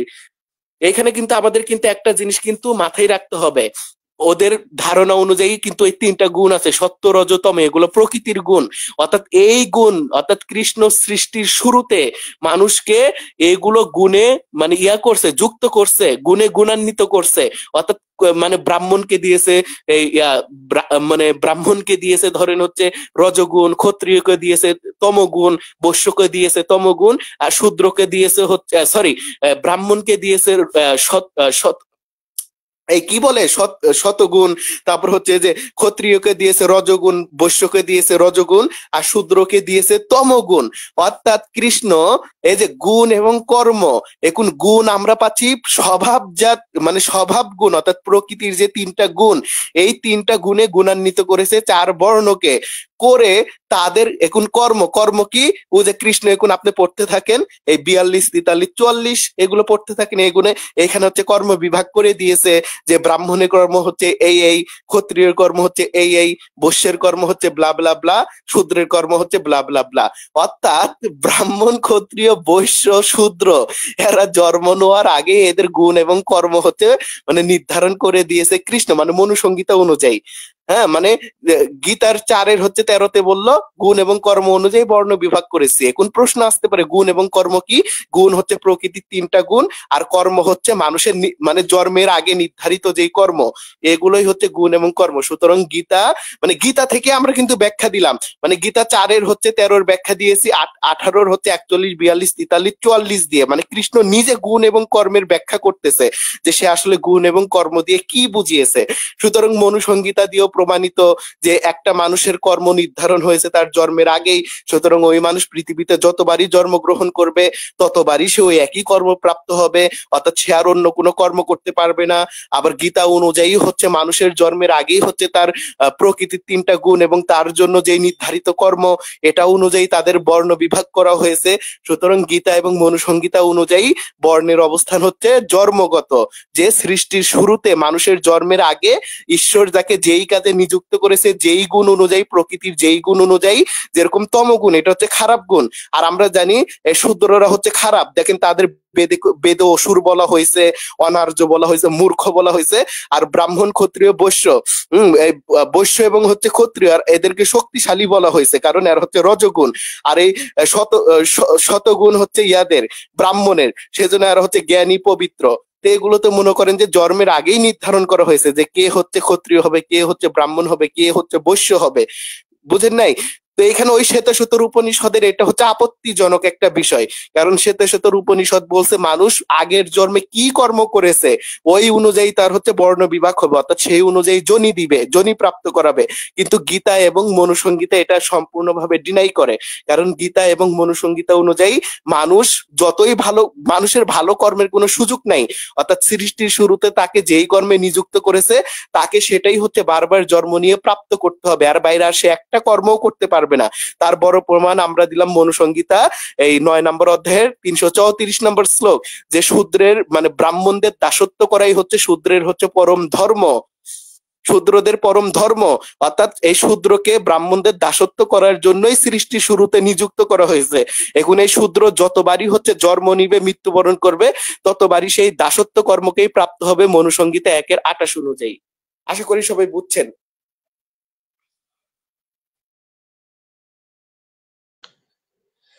জি জি, আশা করি আমাদের এখানে যে সোনার হরিণ ভাই মানে এই প্রশ্নটি করছিলেন, আশা করি আমাদের সোনার হরিণ ভাই এখন তো উনি স্টেটে নাই, তিনি তার প্রশ্নের আনসার পেয়েছেন। তো আমরা শুরু থেকে জয়লিঙ্গ উন্মুক্ত করে দিয়েছি। এখানে বিষয়টা হচ্ছে কি, এই দেখেন এখানে বৈদিক বই নামে একজন মানে হিন্দু বলতেছে সাকিব ছেলেটা দয়ানন্দ সরস্বতীকে অনেক খারাপ ভাষা থেকে গালাগালি করে লাইভে। তো দাদা আপনি যে কথাটি বলছেন সেটা প্রমাণটা কই? দয়ানন্দ সরস্বতী মানে যেগুলো করছে সেগুলোতে বলা হয়েছে, যেমন নাকি দয়ানন্দ সরস্বতী নারী বিদ্বেষী কিছু প্রথা আনছে, সে নিয়োগ প্রথার মতো একটা নারী বিদ্বেষী, নারীদের অধিকার হরণ করার যে একটা মানে বিধান দিছে সেটার তিনি সমালোচনা করছে। তারপর হচ্ছে দয়ানন্দ সরস্বতী হচ্ছে কি মানে সিদ্ধি খাইতো, মানে গাঁজা খাইতো, সে গাঁজা করে এটা বলছে, এটা তো ভাই এখানে সমস্যা না, কারণ তার যে শিষ্য দয়ানন্দ দয়ানন্দ চরিতামৃত যে মানে বইটি লিখছে সেখানে তার চরিত্র দেওয়া হয়েছে। দয়ানন্দ সরস্বতী সিদ্ধি খাইতো এবং সে আশ্রমের মধ্যে উলঙ্গ হয়ে বসে থাকতো, তার শিষ্যরা মানে তাকে শরীরে তেল মালিশ করতো এবং তাদের সাথে সে মানে বিভিন্ন ধরনের অকাম কুকামও করতো, কারণ দয়ানন্দ সরস্বতী ছিল একটা কি সমকামী, বুঝেন নাই, ওই যে বলাৎকারী। সে বিয়ে শাদী করে নাই জীবনে, তার মা বাপ যখন তাকে বিয়ে দিতে চাচ্ছিল তখন সে পালাইছে, পালায় আশ্রমে গিয়ে মানে ওই যে নাগা সাধু আছে না, নাগা সাধুদের মতো মানে সে কাজ করছে, কি করছে, ওই যে উলঙ্গ অবস্থা থাকতো ওখানে, তারপরে তার শিশুদের দিয়ে তেল মালিশ করাইতো শরীরে, এবং তাদের সাথে পায়গামি কাজগুলো করতো সমকামী, এবং এমন এমন নারী বিদ্বেষী কতগুলো সে বিধান দিয়ে গেছে। তো এগুলো সে সেখানে এখানে রেফারেন্স সহকারে উত্থাপন করতেছে, বা এখানে তো সমস্যা নাই। আপনার যদি মনে হয় এগুলো মিথ্যা, আসুন লাইভে, আমরা তো শুরু থেকে জয়েন লিঙ্ক উন্মুক্ত করে দিয়েছি, আপনি লাইভে যুক্ত হন, যুক্ত হয়ে আলোচনা করুন। আপনি না পারলে আপনাদের যত সব পণ্ডিত আছে, পণ্ডিত তো নাই বলতে গেলে, যেখানে আপনাদের বাংলাদেশ অগ্নিবীর পর্যন্ত মুইতে দিছে ডিবেট করবে বইলা, টাইম তারিখ দিয়ে ডিবেট থেকে পলায়ন করছে গত 1 বছর ধরে। স্পষ্ট আমাদেরকে তাদের লাইভে মানে ওপেন, মানে একেবারে লাইভে স্টেটমেন্ট দিছে বিতর্ক করবে, টাইম তারিখ টপিক সমস্ত কিছু তারা নির্ধারণ করছে, তাদের পেজে লাইভ পাবে, কিন্তু লাইভ হওয়ার দিন পালাইছে। প্রায় 1 বছর হয়ে যাচ্ছে। তা আপনাদের পণ্ডিত বাংলাদেশ অগ্নিবীর পলায়ন করছে, আর পণ্ডিত আছে কিনা আমি জানি না। যদি পারেন যে নারী বিদ্বেষী নিয়োগ প্রথার জনক সিদ্দিকুর, যে দয়ানন্দকে সীতার মধ্যে আগুন দিয়ে জ্বালাই দিয়েছে, তার ছাইও তো পাবে না, তাকে কিভাবে আনবেন? তার আর কোনো যদি আশেপাশে শিষ্য থাকে, তাকে তুলে নিয়ে আসেন ডিবেটে, আপনি যদি না পারেন। বুঝেন নাই? আমরা এখানে যে কথাগুলা বলি অথবা আমাদের পেজে যে পোস্ট গুলা করি, সমস্ত পোস্ট কথার পিছনে যথেষ্ট এভিডেন্স রেফারেন্স আছে। বুঝেন নাই? রেফারেন্সের বাইরে কোনো কথা বলে না। এখন যদি রেফারেন্সকে যদি আপনারা গালি মনে করেন, সত্যকে যদি গালি মনে করেন, তাহলে আমাদের করার কিছু নাই। আশা করি বিষয়টা বুঝছেন। এই দেখেন এই দেখেন সাকিব বলছে যে সাকিব ছেলেটা দয়ানন্দ সরস্বতীকে বাঙ্কুর গাঁজাখুর। আরে ভাই, বাঙ্কুর গাঁজাখুর, এখানে তো বিষয়টা হচ্ছে কি, দয়ানন্দ সরস্বতী সিদ্ধি খাইতো, ঠিক আছে, তারপর হচ্ছে সে গাঁজাখুর ছিল, তো তাকে কি গাঁজাখুর বলা যাবে না? আর দয়ানন্দ সরস্বতী একজন চরম মানে একটা জঙ্গি ছিল, চরম মানে জঙ্গিবাদের মানে উৎপাদন সে করছিল ভারতবর্ষে প্রথমে সে। কারণ সে হচ্ছে মানে কি বলে, বিভিন্ন ধর্মকে গালাগালি করছে তার সত্যাত্ম প্রকাশের মধ্যে, মানে ইসলামের ইও আচ্ছা, জানে কি না, লেখছে কিন্তু সে এখানে? মানে মানে খায়রুদ্দিন ভাইয়ের সাথে আমি একটু অ্যাড করি, মানে দয়ানন্দ সরস্বতী ছিল হচ্ছে ফাদার অফ মাফিয়া এবং হচ্ছে ফাদার অফ টেরোরিজম। হ্যাঁ, তো যেটা কেন না হোক, তো সাকিব ছেলেটা দয়ানন্দ সরস্বতীকে ভাঙখোর গাঁজাখোর জুতা দিয়ে বাড়ি দেওয়া এই জাতীয় কথা বলেছে। আচ্ছা, জুতা দিয়ে বাড়ি দেওয়া এটা আমি বলছি কি কি জানি, আমি তো এরকম জানি না, যদি বলে থাকি তো ভালো, আর না বলে থাকলে ভবিষ্যতে বলবো মনে করিয়ে দেওয়ার জন্য। আর হচ্ছে ভাঙখোর ভাই, প্রথম কথা হচ্ছে দয়ানন্দ সরস্বতী যে ভাঙখোর বা গাঁজাখোর এটা তো আমরা তো বলি নাই, তার যে জীবন চরিত্র, দয়ানন্দ চরিত্র, হ্যাঁ, ওইখানে তো তার শিষ্যরাই লিখে রেখেছে সে হচ্ছে সিদ্ধি বা হচ্ছে ভাঙ করতো। তো যেই জিনিস লেখা আছে বাস্তবে এটা প্রচার করা কখনোই হচ্ছে অযৌক্তিক কিছু না, প্রচার করা কোনো কিছুই অযৌক্তিক না। যেখানে দয়ানন্দ চরিত্র, যে ওই চরিত্র বইয়ের মধ্যে তার শিষ্যরাই ওই ওই বইগুলো থেকে হচ্ছে পৌরাণিকরাই প্রচার করে ভাই, পুরাণিকরাই ওগুলো প্রচার করে যে দয়ানন্দ একজন সিদ্ধিকর গাঁজাখোর, তারপর ভাঙখোর ছিল, হ্যাঁ, মহিলাদের দিয়ে কি কি টিপায় নিত, সব তো মনে করেন যে তার জীবন চরিত্রের মধ্যে লেখাই আছে, আর তার শিষ্যরাই ওগুলো লিখে রাখছে। আর ওগুলো আমরা কেন, ওগুলো তো পুরাণিকরাও প্রচার করে, তো এখানে গালি কই হলো? মানে একটা জিনিস রেফারেন্স ভিত্তিক বলা, এটা কোনো গালি হয় না। দয়ানন্দ সিদ্ধি বা গাঁজা বা হচ্ছে এই ভাঙ করতো, তো এটা তার জীবন চরিত্রে লেখা আছে, তার শিষ্যরাই লিখে রেখেছে, চেলা চামুন্ডারা লিখে রেখেছে। তো এখানে আমাদের দোষ কি? তাহলে ওগুলো বাদ দেন, ওগুলোকে তাহলে মিথ্যা বলে জ্বালিয়ে দেন। এটাই তো বলছি। আরেকটা বিষয় হচ্ছে দয়ানন্দ সরস্বতীকে মানে জুতার বাড়ি, যে কথাটা আছে না, জুতার বাড়ি না, বুঝলেন না, এরাই হচ্ছে কি জানেন, ডাস্টবিন আছে না, ডাস্টবিনের মধ্যে তারে মানে ফেলানো দরকার, ডাস্টবিনের মধ্যে ফেলাই ওই যে ডাস্টবিন গুলা খাওয়ানো দরকার বাদের বদলে। কারণ সে মানে সন্ত্রাসবাদের মানে উৎপাদন করছিল, সে তার সত্যাত্ম প্রকাশের মধ্যে মানে সন্ত্রাসবাদ সেখানে মানে কি করছে, লিপ্ত করছে। সে ইসলামকে গালাগালি করছে তার বইয়ের মধ্যে, খ্রিস্টান ধর্মকে গালাগালি করছে। তারপর হচ্ছে কি ওই যে আপনার যে জৈন ধর্ম, মানে ভারতের মধ্যে তো জৈন ধর্ম আছে, জৈন ধর্মকে গালাগালি করছে, ঠিক আছে। তো এখন বিষয়টা যে ব্যক্তিটা মানে পরধর্ম বিদ্বেষী, জৈন ধর্ম বলেন, তারপর ইসলাম বলেন, খ্রিস্টান ধর্ম বলেন, তারপর হচ্ছে এখানের যে দলিত আছে, শূদ্র আছে, ঠিক আছে, তাদেরকে ছন্ডাল, তারা মূর্খ, তারা পাষাণ্ড, এইভাবে তাদেরকে গালাগালি করছে এবং বলছে কি যারা নাস্তিক তাদেরকে মানে ধ্বংস করে দাও, নাস্তিকদের মানে বেঁচে থাকার পৃথিবীতে অধিকার নাই। এই সমস্ত কথাগুলো দয়ানন্দ সরস্বতী তার সত্যার্থ প্রকাশের মধ্যে বলছে। এবং যারা হচ্ছে কি অবৈদিক, যারা বেদকে মানে না, বৈদিক ধর্মকে মানে না, তাদেরকে ধ্বংস করে দেওয়ার কথা বলছে সে। তো তো এই লোকটাকে কি করা যায়, কি বলা যায় বলে? যে সন্ত্রাসবাদ ছড়াইছে, যে বিভিন্ন ধর্মকে গালাগালি করছে তার সত্যার্থ প্রকাশে, এবং তাদেরই স্বধর্মের শূদ্র মানে দলিত যারা আছে তাদেরকে অপমান করছে, গালাগালি করছে, তাদেরকে মূর্খ বলছে। তো একে নিয়ে কি বলা যায়, বুঝো না বিষয়টা? তো এই সমস্ত গাদাগর্দ, মূর্খানন্দ, সিদ্দিকুর, এদেরকে গালাগালি ছাড়া আর কিছু দেওয়া যায় না। জি শামিম ভাই কিছু বলতে চাইছিলেন? আচ্ছা, এখানে যে বৈদিক বয়, তো দাদা আপনার এই যে সাকিব ভাইয়ের কাছ থেকে, খায়রুদ্দিন বাস থেকে শুনলাম যে আপনাদের এই যে দয়ানন্দ সরস্বতী উনি নাকি ইসলামকে গালাগালি করছে। তারপর আমাদের যে আহলে কিতাব যে ধর্মটা আছে খ্রিস্টানিটি, সেখানেও নাকি সে প্রচুর গালাগালি করছে। তো তো উনি যে গালাগালি করছে এইটা কেন করছে? সে গালাগালি করলো, এখন যদি আমরা তাকে যদি বলি এই লোকটা ভাং খাইতো, এইটা কি গালাগালি হয় বলেন তো? এটা কিভাবে গালাগালি? আর সে যে গালাগালি করছে এইটা কেন সে করে গেছে, ওইটা আপনি যে সরস্বতী, দয়ানন্দ সরস্বতী কেন অন্যান্য ধর্ম নিয়ে গালাগালি করে গেছে, আপনি এই অভিযোগটা করেন এখানে আইসা। তো কেউ যদি ইসলাম ধর্মের গালাগালি করে তারে কি আমি জুতার বাড়ি দিব না? অবশ্যই তারে জুতার বাড়ি দিব, তারে পিছার বাড়ি দিব, তাই না ভাই? তো এখানে গালাগালির কি হইলো? সে গালাগালি করছে, সে গালাগালির লোক, তো গালাগালিরই লোক। সে যদি গালাগালি করে এবং তারও গালাগালি হজম হইব ভাই। হ্যাঁ, আপনি গালাগালি করবেন, আপনারে গালাগালি দেওয়া যাইব না এরকম তো না। আপনি গালাগালি দিবেন, আপনার উল্টা গালাগালি দেওয়া হবে, তাই না? ইট মারলে তো পাটকেল খেতে হয়, এরা কিন্তু পাটকেল খেতে চায় না, ইট মারতেই থাকবে, পাটকেল খেতে চাইবে না। কিন্তু দেখেন যে মানে আসলে বিষয়টা হচ্ছে কি, তাদের শাস্ত্রের মধ্যে, বিশেষ করে বেদের মধ্যে যারা অবৈদিক, বুঝেন নাই, তাদেরকে হচ্ছে নরাদম, বুঝেন নাই, তারা হচ্ছে মূর্খ, পাষাণ্ড, এরা হচ্ছে মানে কি বলে জন্তু জানোয়ারের ন্যায়, এদেরকে মানে বিশ্ব ব্রহ্মাণ্ড থেকে বিনাশ করে দাও, এদেরকে পা দিয়ে পাড়িয়ে পিষিয়ে হত্যা করে দাও। এগুলো হচ্ছে তাদের মানে বেদের মধ্যে বলতেছে, তাদের ঈশ্বররা এই কথাগুলা বলতেছে, বুঝেন না বিষয়টা?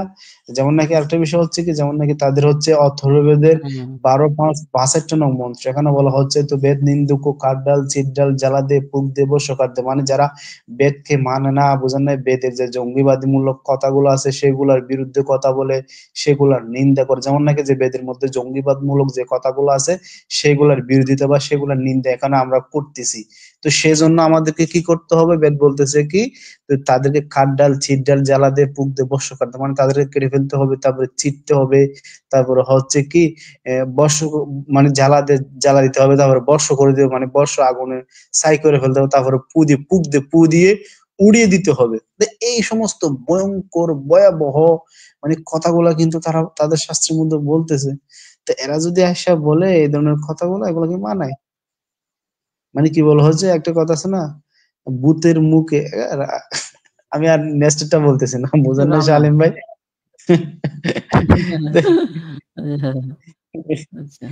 মানে আপনারা জানেন যে তাদের যে দয়ানন্দ সরস্বতী তো বিভিন্ন ধর্মকে গালাগালি করছে, এবং যারা যে বৈদিক ধর্ম বা বেদের ধর্মকে মানে না তাদেরকে ধ্বংস করে দেওয়ার কথা বলছে, বুঝেন নাই? সাথে সাথে সে কি করছে জানেন, অনেক বই লিখছে, এবং এই বইগুলা লিখে বিভিন্ন ধর্মের বিরুদ্ধে উস্কাই দিছে তাদেরকে, বুঝেন নাই? এখনো পর্যন্ত তাদের যে সমস্ত শিষ্যরা আছে তারা বিভিন্ন ধর্মীয় লোকদেরকে তারা উস্কানি দিচ্ছে, তারা বিভিন্ন বইগুলা তারা লিখে প্রচারণা করতেছে এবং হিন্দুদেরকে উস্কাই দিচ্ছে মুসলিমদেরকে মারার জন্য। যেমন নাকি হচ্ছে আর্য সমাজদের একটা সংগঠন হচ্ছে আরএসএস হচ্ছে কি আপনার বিভিন্ন ইসলাম বিদ্বেষী বই লিখে ইসলামকে ভুলভাবে রিপ্রেজেন্ট করে আরএসএস এ যারা মাইন্ডনেস লোক আছে তাদেরকে মানে ইসলামের বিরুদ্ধে তাদেরকে কি করে দিচ্ছে, উগড়াই দিয়ে ভারতে দেখেন মুসলিমদেরকে তারা মানে সুযোগ পেলে রাস্তার মধ্যে মব লিঞ্চিং করে মুসলিমদেরকে তারা হত্যা করে, গরুর মাংস খাওয়ার অজুহাতে মুসলিমদেরকে হত্যা করে। দয়ানন্দ সরস্বতী বলছে যে যারা গরুর মাংস খায় তাদেরকে ধ্বংস করে দাও, আগুন দিয়ে জ্বালিয়ে পুড়িয়ে ছাই করে দাও। দয়ানন্দ সরস্বতী এই কথাটা বলছে, বুঝলেন বিষয়টা? তো যে এই সমস্ত উস্কানি দেয়, মানুষকে বিনাশের কথা বলে, তো এই লোকটাকে কি আমরা সালাম করবো নাকি? এটা তো আমরা জুতা পিটা করবো। আগে যে যে বৈদিক দাদা যিনি আছে, আগে নিজেদের দিকে খেয়াল করো, ঠিক আছে? নিজেদের চরিত্রটা বদলাও, তারপরে কথা বলতে এসো। আসলে বৈদিক দাদা, আপনি তো দয়ানন্দ সরস্বতীর জুতা মারবেন। আমি যে কথাগুলো শুনলাম এখন, আপনার তো উচিত দয়ানন্দ সরস্বতীর জুতা মারা, তাই না? এত বিরাট বড় জঙ্গি কি বলতেছে দেখছেন, যে যারা গরুর মাংস খায় তাদেরকে একেবারে এই করে দাও, মেরে কেটে সাফা করে দাও। তো এই ধরনের অসভ্যতা যারা করে তাদেরকে তো আপনারা নিজেরাই তো জুতা মারবেন ভাই। এগুলাই তো, যেমন নাকি এই সমস্ত বিধানগুলো তার বইয়ের মধ্যে লিখে দিছে সে, বুঝেন না? তো এখন লিখে দিছে, তো তার যে সমস্ত অনুসারীরা আছে সেগুলা থেকে তারা উদ্বুদ্ধ হয়ে ভারতের মধ্যে কত মুসলিমদেরকে যে তারা হত্যা করছে, গরু মাংস মানে বহন করা, গরু মাংস খাওয়ার বিভিন্ন অজুহাত দিয়ে। চিন্তা করে দেখেন তো, এই সন্ত্রাসী, এই জঙ্গি সম্পর্কে কি বলা যায়? আচ্ছা সাকিব ভাই, দয়ানন্দ কি কোনো ভগবান না? দয়ানন্দের যে গালি দেওয়া যাবে না, দয়ানন্দ সরস্বতী কোনো ভগবান নাকি? একই ভগবান বা একই কোনো নবী রাসূল আপনাদের? এত আপনার আমার মতো সাধারণ মানুষ। আরে শালিম ভাই হচ্ছে কি জানেন, যে আর্য সমাজীদের মানে সে তথাকথিত ভগবান হিসেবে সে মানে রূপান্তরিত হয়েছে। কারণ যে দয়ানন্দ সরস্বতী একজন সন্ত্রাসী লিডার, তো এই যে তার শিষ্যরা, আর্য সমাজে যারা আছে, তার এই শিষ্যরা এই সন্ত্রাসী দয়ানন্দের লিডারের যে নীতি আছে, তার যে বিধান আছে, সেগুলোকে মান্যতা দিচ্ছে। এখন লিডারের বিরুদ্ধে যখন বলতেছি আমরা, তার গায়ে মানে গাত্রদাহ হচ্ছে আর কি, বুঝলেন না? আসলে বৈদিক দাদা, আপনার এটা যেহেতু সে কোনো না, মানে সে কোনো ভগবান না, হ্যাঁ, আপনার যে কোনো, আপনি সে ভগবানও না আর সে কোনো অবতারও না, হ্যাঁ। আপনার যে দয়ানন্দ সরস্বতী যে যিনি, ওনারা আসলে গালাগালি করা যায়, যেরকম ভাবে ধরেন সে যদি কোনো ভগবান হতো আমরা তার নিয়ে এটা বলতাম না, কারণ তার নিয়ে কিছু বললে এটা ব্লাসফেমি হয়ে যাবে, সে যে ধর্মদ্রোহিতা হয়ে যাবে, ব্লাসফেমি হয়ে যাবে। তো সেজন্য আমরা কোনো ভগবান রে আমরা কিছু বলি না, হ্যাঁ, বা কোনো অবতার তাকে আমরা কিছু বলি না। কিন্তু এই যে দয়ানন্দ সরস্বতী, উনি তো কোনো ভগবান না, কোনো অবতার না, কিছুই না, উনি সাধারণ একটা মানুষ। তো উনি তার বইয়ের মধ্যে উনি বিভিন্ন ধর্মের গালাগালি করছে, ইসলাম ধর্মের গালাগালি করছে, খ্রিস্টান ধর্মের গালাগালি করছে। তো এরা যদি আমরা জোতাপিটা করি, হ্যাঁ, এর বই তো এত উন্মুক্ত রাখছে, এর বই তো সে তো আর নিজের ঘরে রাখে নাই, সে তো এটা বাজারে ছাইড়া দিছে। তো আমরা সেই বইগুলা তো আমরা পড়া দেখলাম যে এই লোক অসভ্য। এরা যদি জুতা পাটা করি, পিটা করি, তো এটা তো এইসবে এটা কোনো সমস্যা না, কারণ সেও গালাগালি করছে, আমরাও গালাগালি করতেছি, তাই না? তো এটা তো কোনো হইলো না, ইট মারলে পাটকেল খেতে হয়, একটা কথা আছে না? সে যদি ভগবান হইতো তাহলে বলতাম না যে দয়ানন্দ সরস্বতী একজন ভগবান, ভগবান নিয়ে আমরা কোনো কথা বলবো না। তো সে সমালোচনা করছে, আমরা তার সমালোচনা করে তো যাই, তাই না?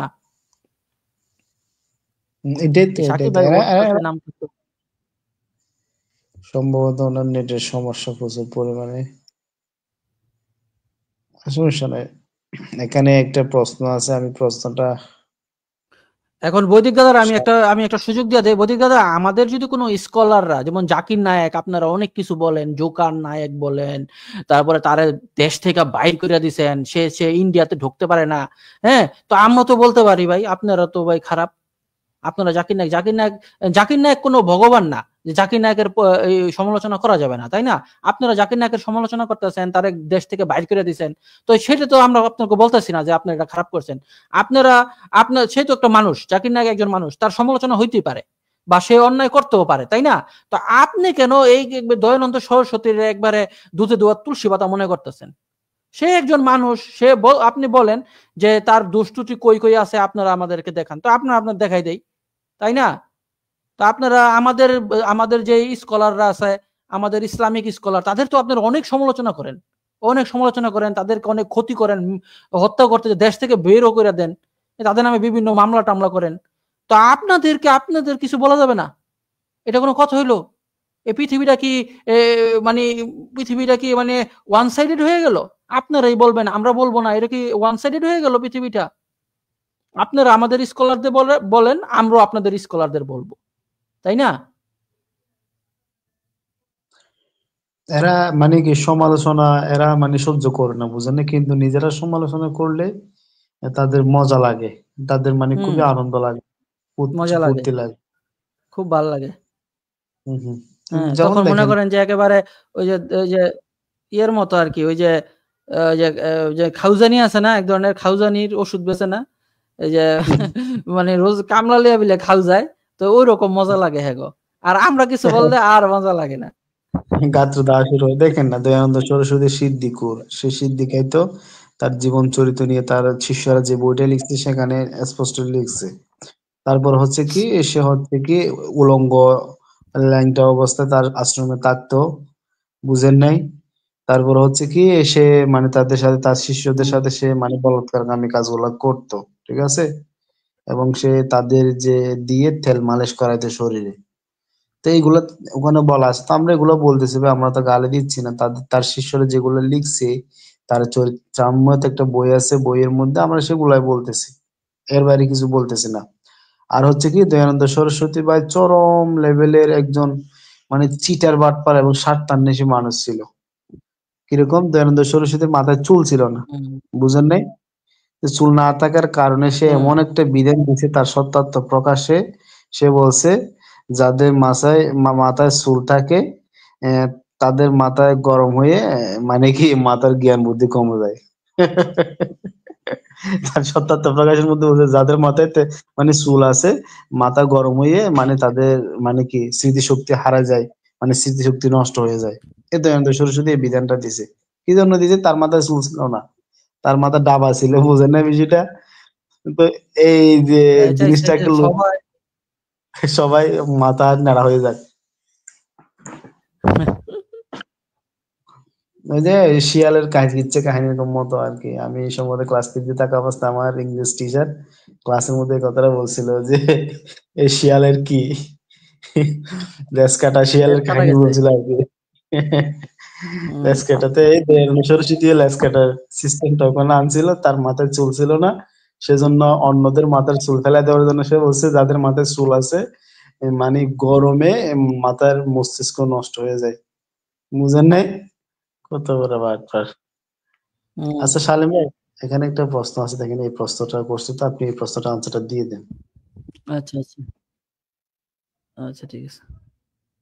হ্যাঁ, উনি তো ওই সময় প্রশ্নটা করছিল, তো আমি এটা রেডি করে রাখছি।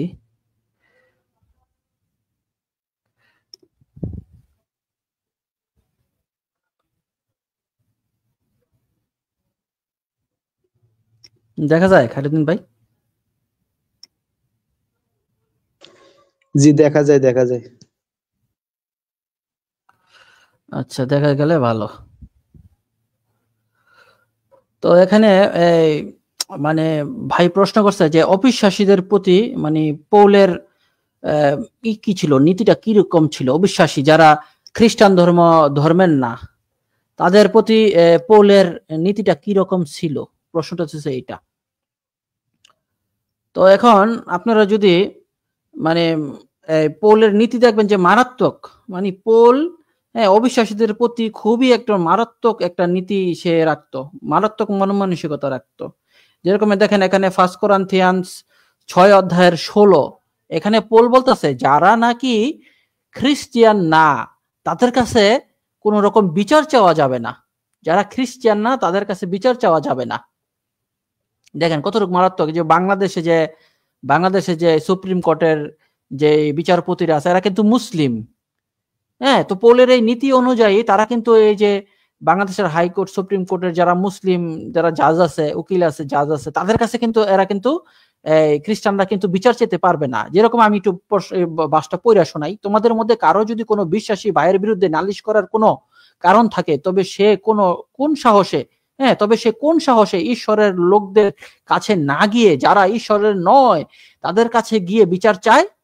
তোমরা কি জানো না যে ঈশ্বরের লোকেরাই জগতের বিচার করবে?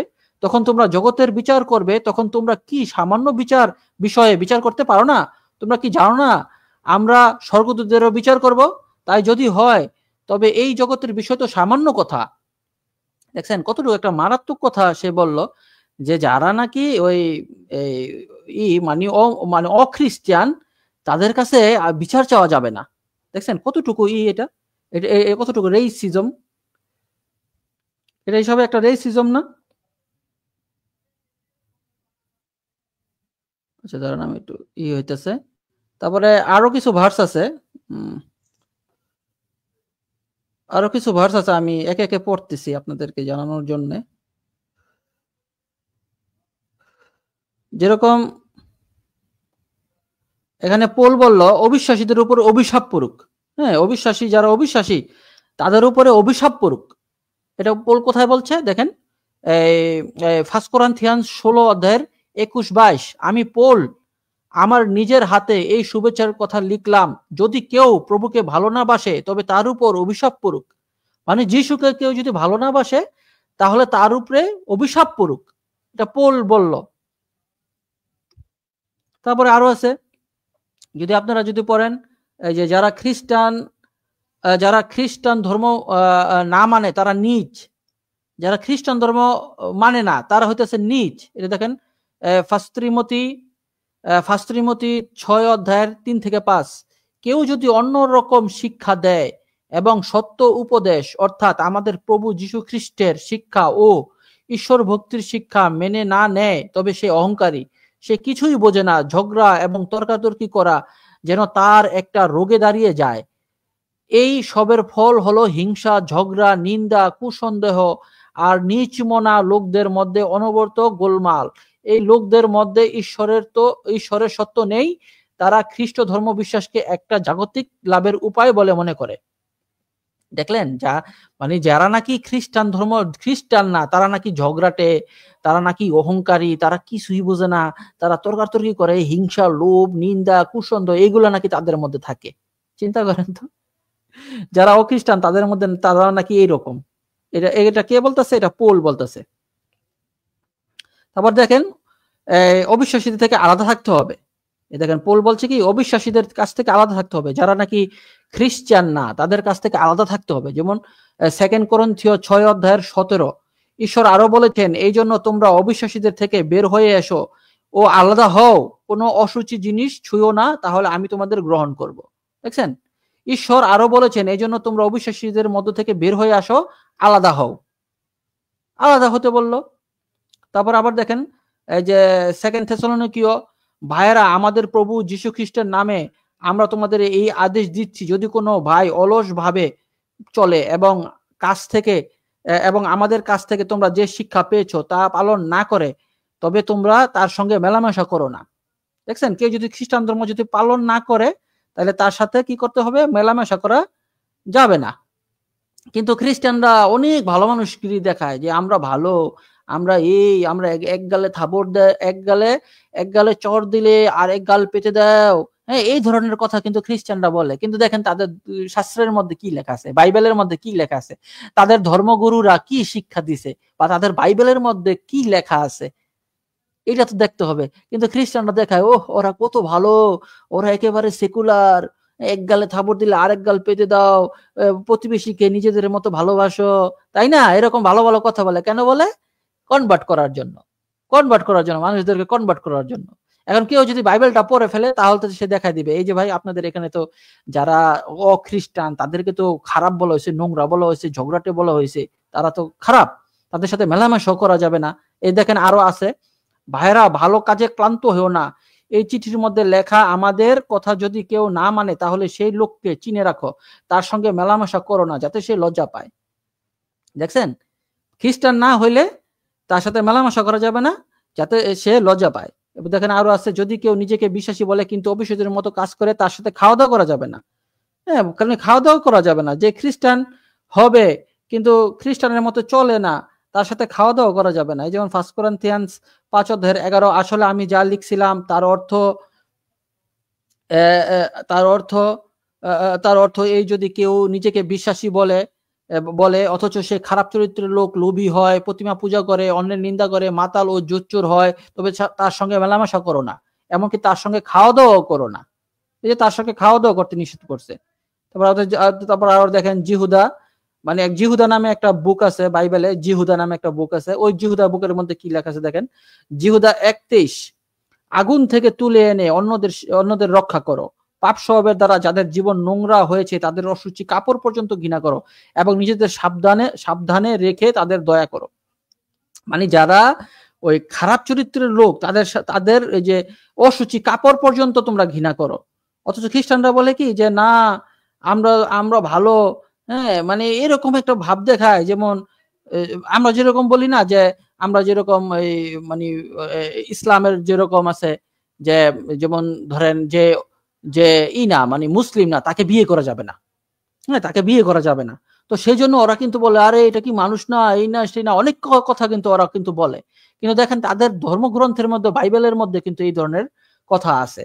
তারপর দেখেন যোহন লিখলো, এই যে সেকেন্ড যোহন লিখলো ভিন্ন মতের লোকদের বাড়িতে গ্রহণ করা যাবে না। যারা ভিন্ন মতের লোক, যারা ভিন্ন কথা বলে, হ্যাঁ, ভিন্ন মত প্রকাশ করে, তাদেরকে বাড়ির মধ্যে গ্রহণ করা যাবে না। এই দেখেন বাড়ির মধ্যে আসা নিষেধ। যেমন আমরা খ্রিস্টান ধর্ম মানি না, আমরা মুসলিমরা খ্রিস্টান ধর্ম মানি না, হিন্দুরা মানে না, বৌদ্ধরা মানে না, হ্যাঁ, এদেরকে বাড়িতে গ্রহণ করা যাবে না। এ দেখেন কেবল খ্রিস্টের শিক্ষায় অনুসরণ করা উচিত। যদি কেউ খ্রিস্টের শিক্ষাকে পরিবর্তিত করে তবে সে শিক্ষা যিশুকে ঈশ্বরকে পায় না। কিন্তু যে কেউ সেই শিক্ষা অনুসারে চলে সে পিতা ও পুত্র উভয়কেই পায়। যদি কেউ যিশুর বিষয়ে এই সত্য শিক্ষা না দিয়ে তোমাদের কাছে শিক্ষা দিতে আসে তবে তাকে বাড়িতে গ্রহণ করো না, কোন রকম শুভেচ্ছাও জানিও না তাকে। দেখছেন, মানে খ্রিস্টানদের কাছে যদি আমরা যদি কোন রকম ইসলামের দাওয়াত দেই, অথবা হিন্দুরা যদি হিন্দু সনাতন ধর্মের দাওয়াত দেয়, ইসকনরা যদি ইসকনের দাওয়াত দেয়, তাহলে তাকে কি করতে হবে? তাতে বাড়িতে গ্রহণ করা যাবে না, কোন রকম শুভেচ্ছা জানানো যাবে না। এই জন্য তাকে বাড়িতে গ্রহণ করা যাবে না এবং কোন রকম শুভেচ্ছা জানানো যাবে না। তারপরে দেখেন আরো আছে, আরো কিছু ভার্স আছে, ওগুলো দেখাই।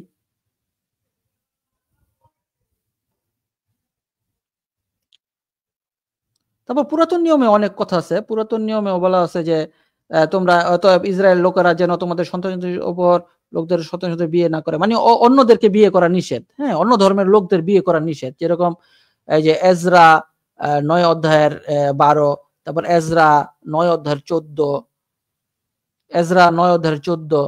তো এখানে কি অন্য ধর্মের লোকদের বিয়ে করতে নিষেধ করা আছে। পুরাতন নিয়মে এই কথাটা আছে যে অন্য ধর্মের লোকদের বিয়ে করা যাবে না, ডিউটেরোনমি 7 অধ্যায়ের 3 থেকে 4।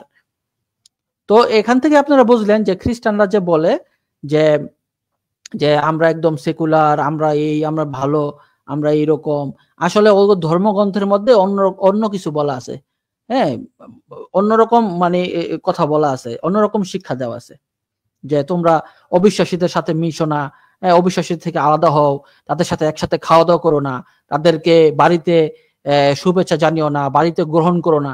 এই ধরনের কথাও কিন্তু আপনার বাইবেল থেকে আছে, কিন্তু এগুলা ওরা করে না, মানে প্রচার করে না, মানে দেখায় না, হ্যাঁ, একটা ভালো মানুষ সাইজে থাকে। তো আমরা বাইবেলটা আপনারা জানেন যে কোনো ধর্মের বিষয়ে যদি আপনারা জানতে চান, হ্যাঁ, আপনার ওই দেখলে হবে না, যারা ধর্মটা অনুসরণ করছে, হ্যাঁ, তাদেরকে দেখলে হবে না। আপনার একটা ধর্ম জানতে হলে আপনার ধর্মগ্রন্থ পড়তে হবে। ধর্মগ্রন্থের মধ্যে যেটা আছে সেইটাই হচ্ছে তাদের ধর্ম, হ্যাঁ, সেটাই তাদের নীতি। কিন্তু ধর্মটাকে জানতে হলে আমি কোনো ওই ধর্মের অনুসারীরা দেখবো না, আমি দেখবো তাদের শাস্ত্র কি বলে। তো আমি আপনারা এখানে দেখলেন যে অন্য ধর্মের প্রতি খ্রিস্টান ধর্মে কি বলা আছে সেটা আপনাদের সামনে আমি এখন দেখালাম। আশা করি আপনারা এখান থেকে অনেক কিছু জানতে পারলেন। হ্যাঁ, ধন্যবাদ। ওয়াল্লাহ, এখানে কেউ নাই, আমি একাই বকবক করতেছি, সবাই গেল কই? আচ্ছা, তাহলে আমি লাইভটা তাহলে শেষ করে দেই। এখানে কেউ নাই আপাতত, তো আমি লাইভটা শেষ করে দেই। হয়তো তাদের মোবাইলের চার্জ শেষ, অথবা তাদের নেটে কোনো সমস্যা হয়েছে। আচ্ছা, কোনো সমস্যা নাই, তাহলে আমি লাইভটা শেষ করে দেই।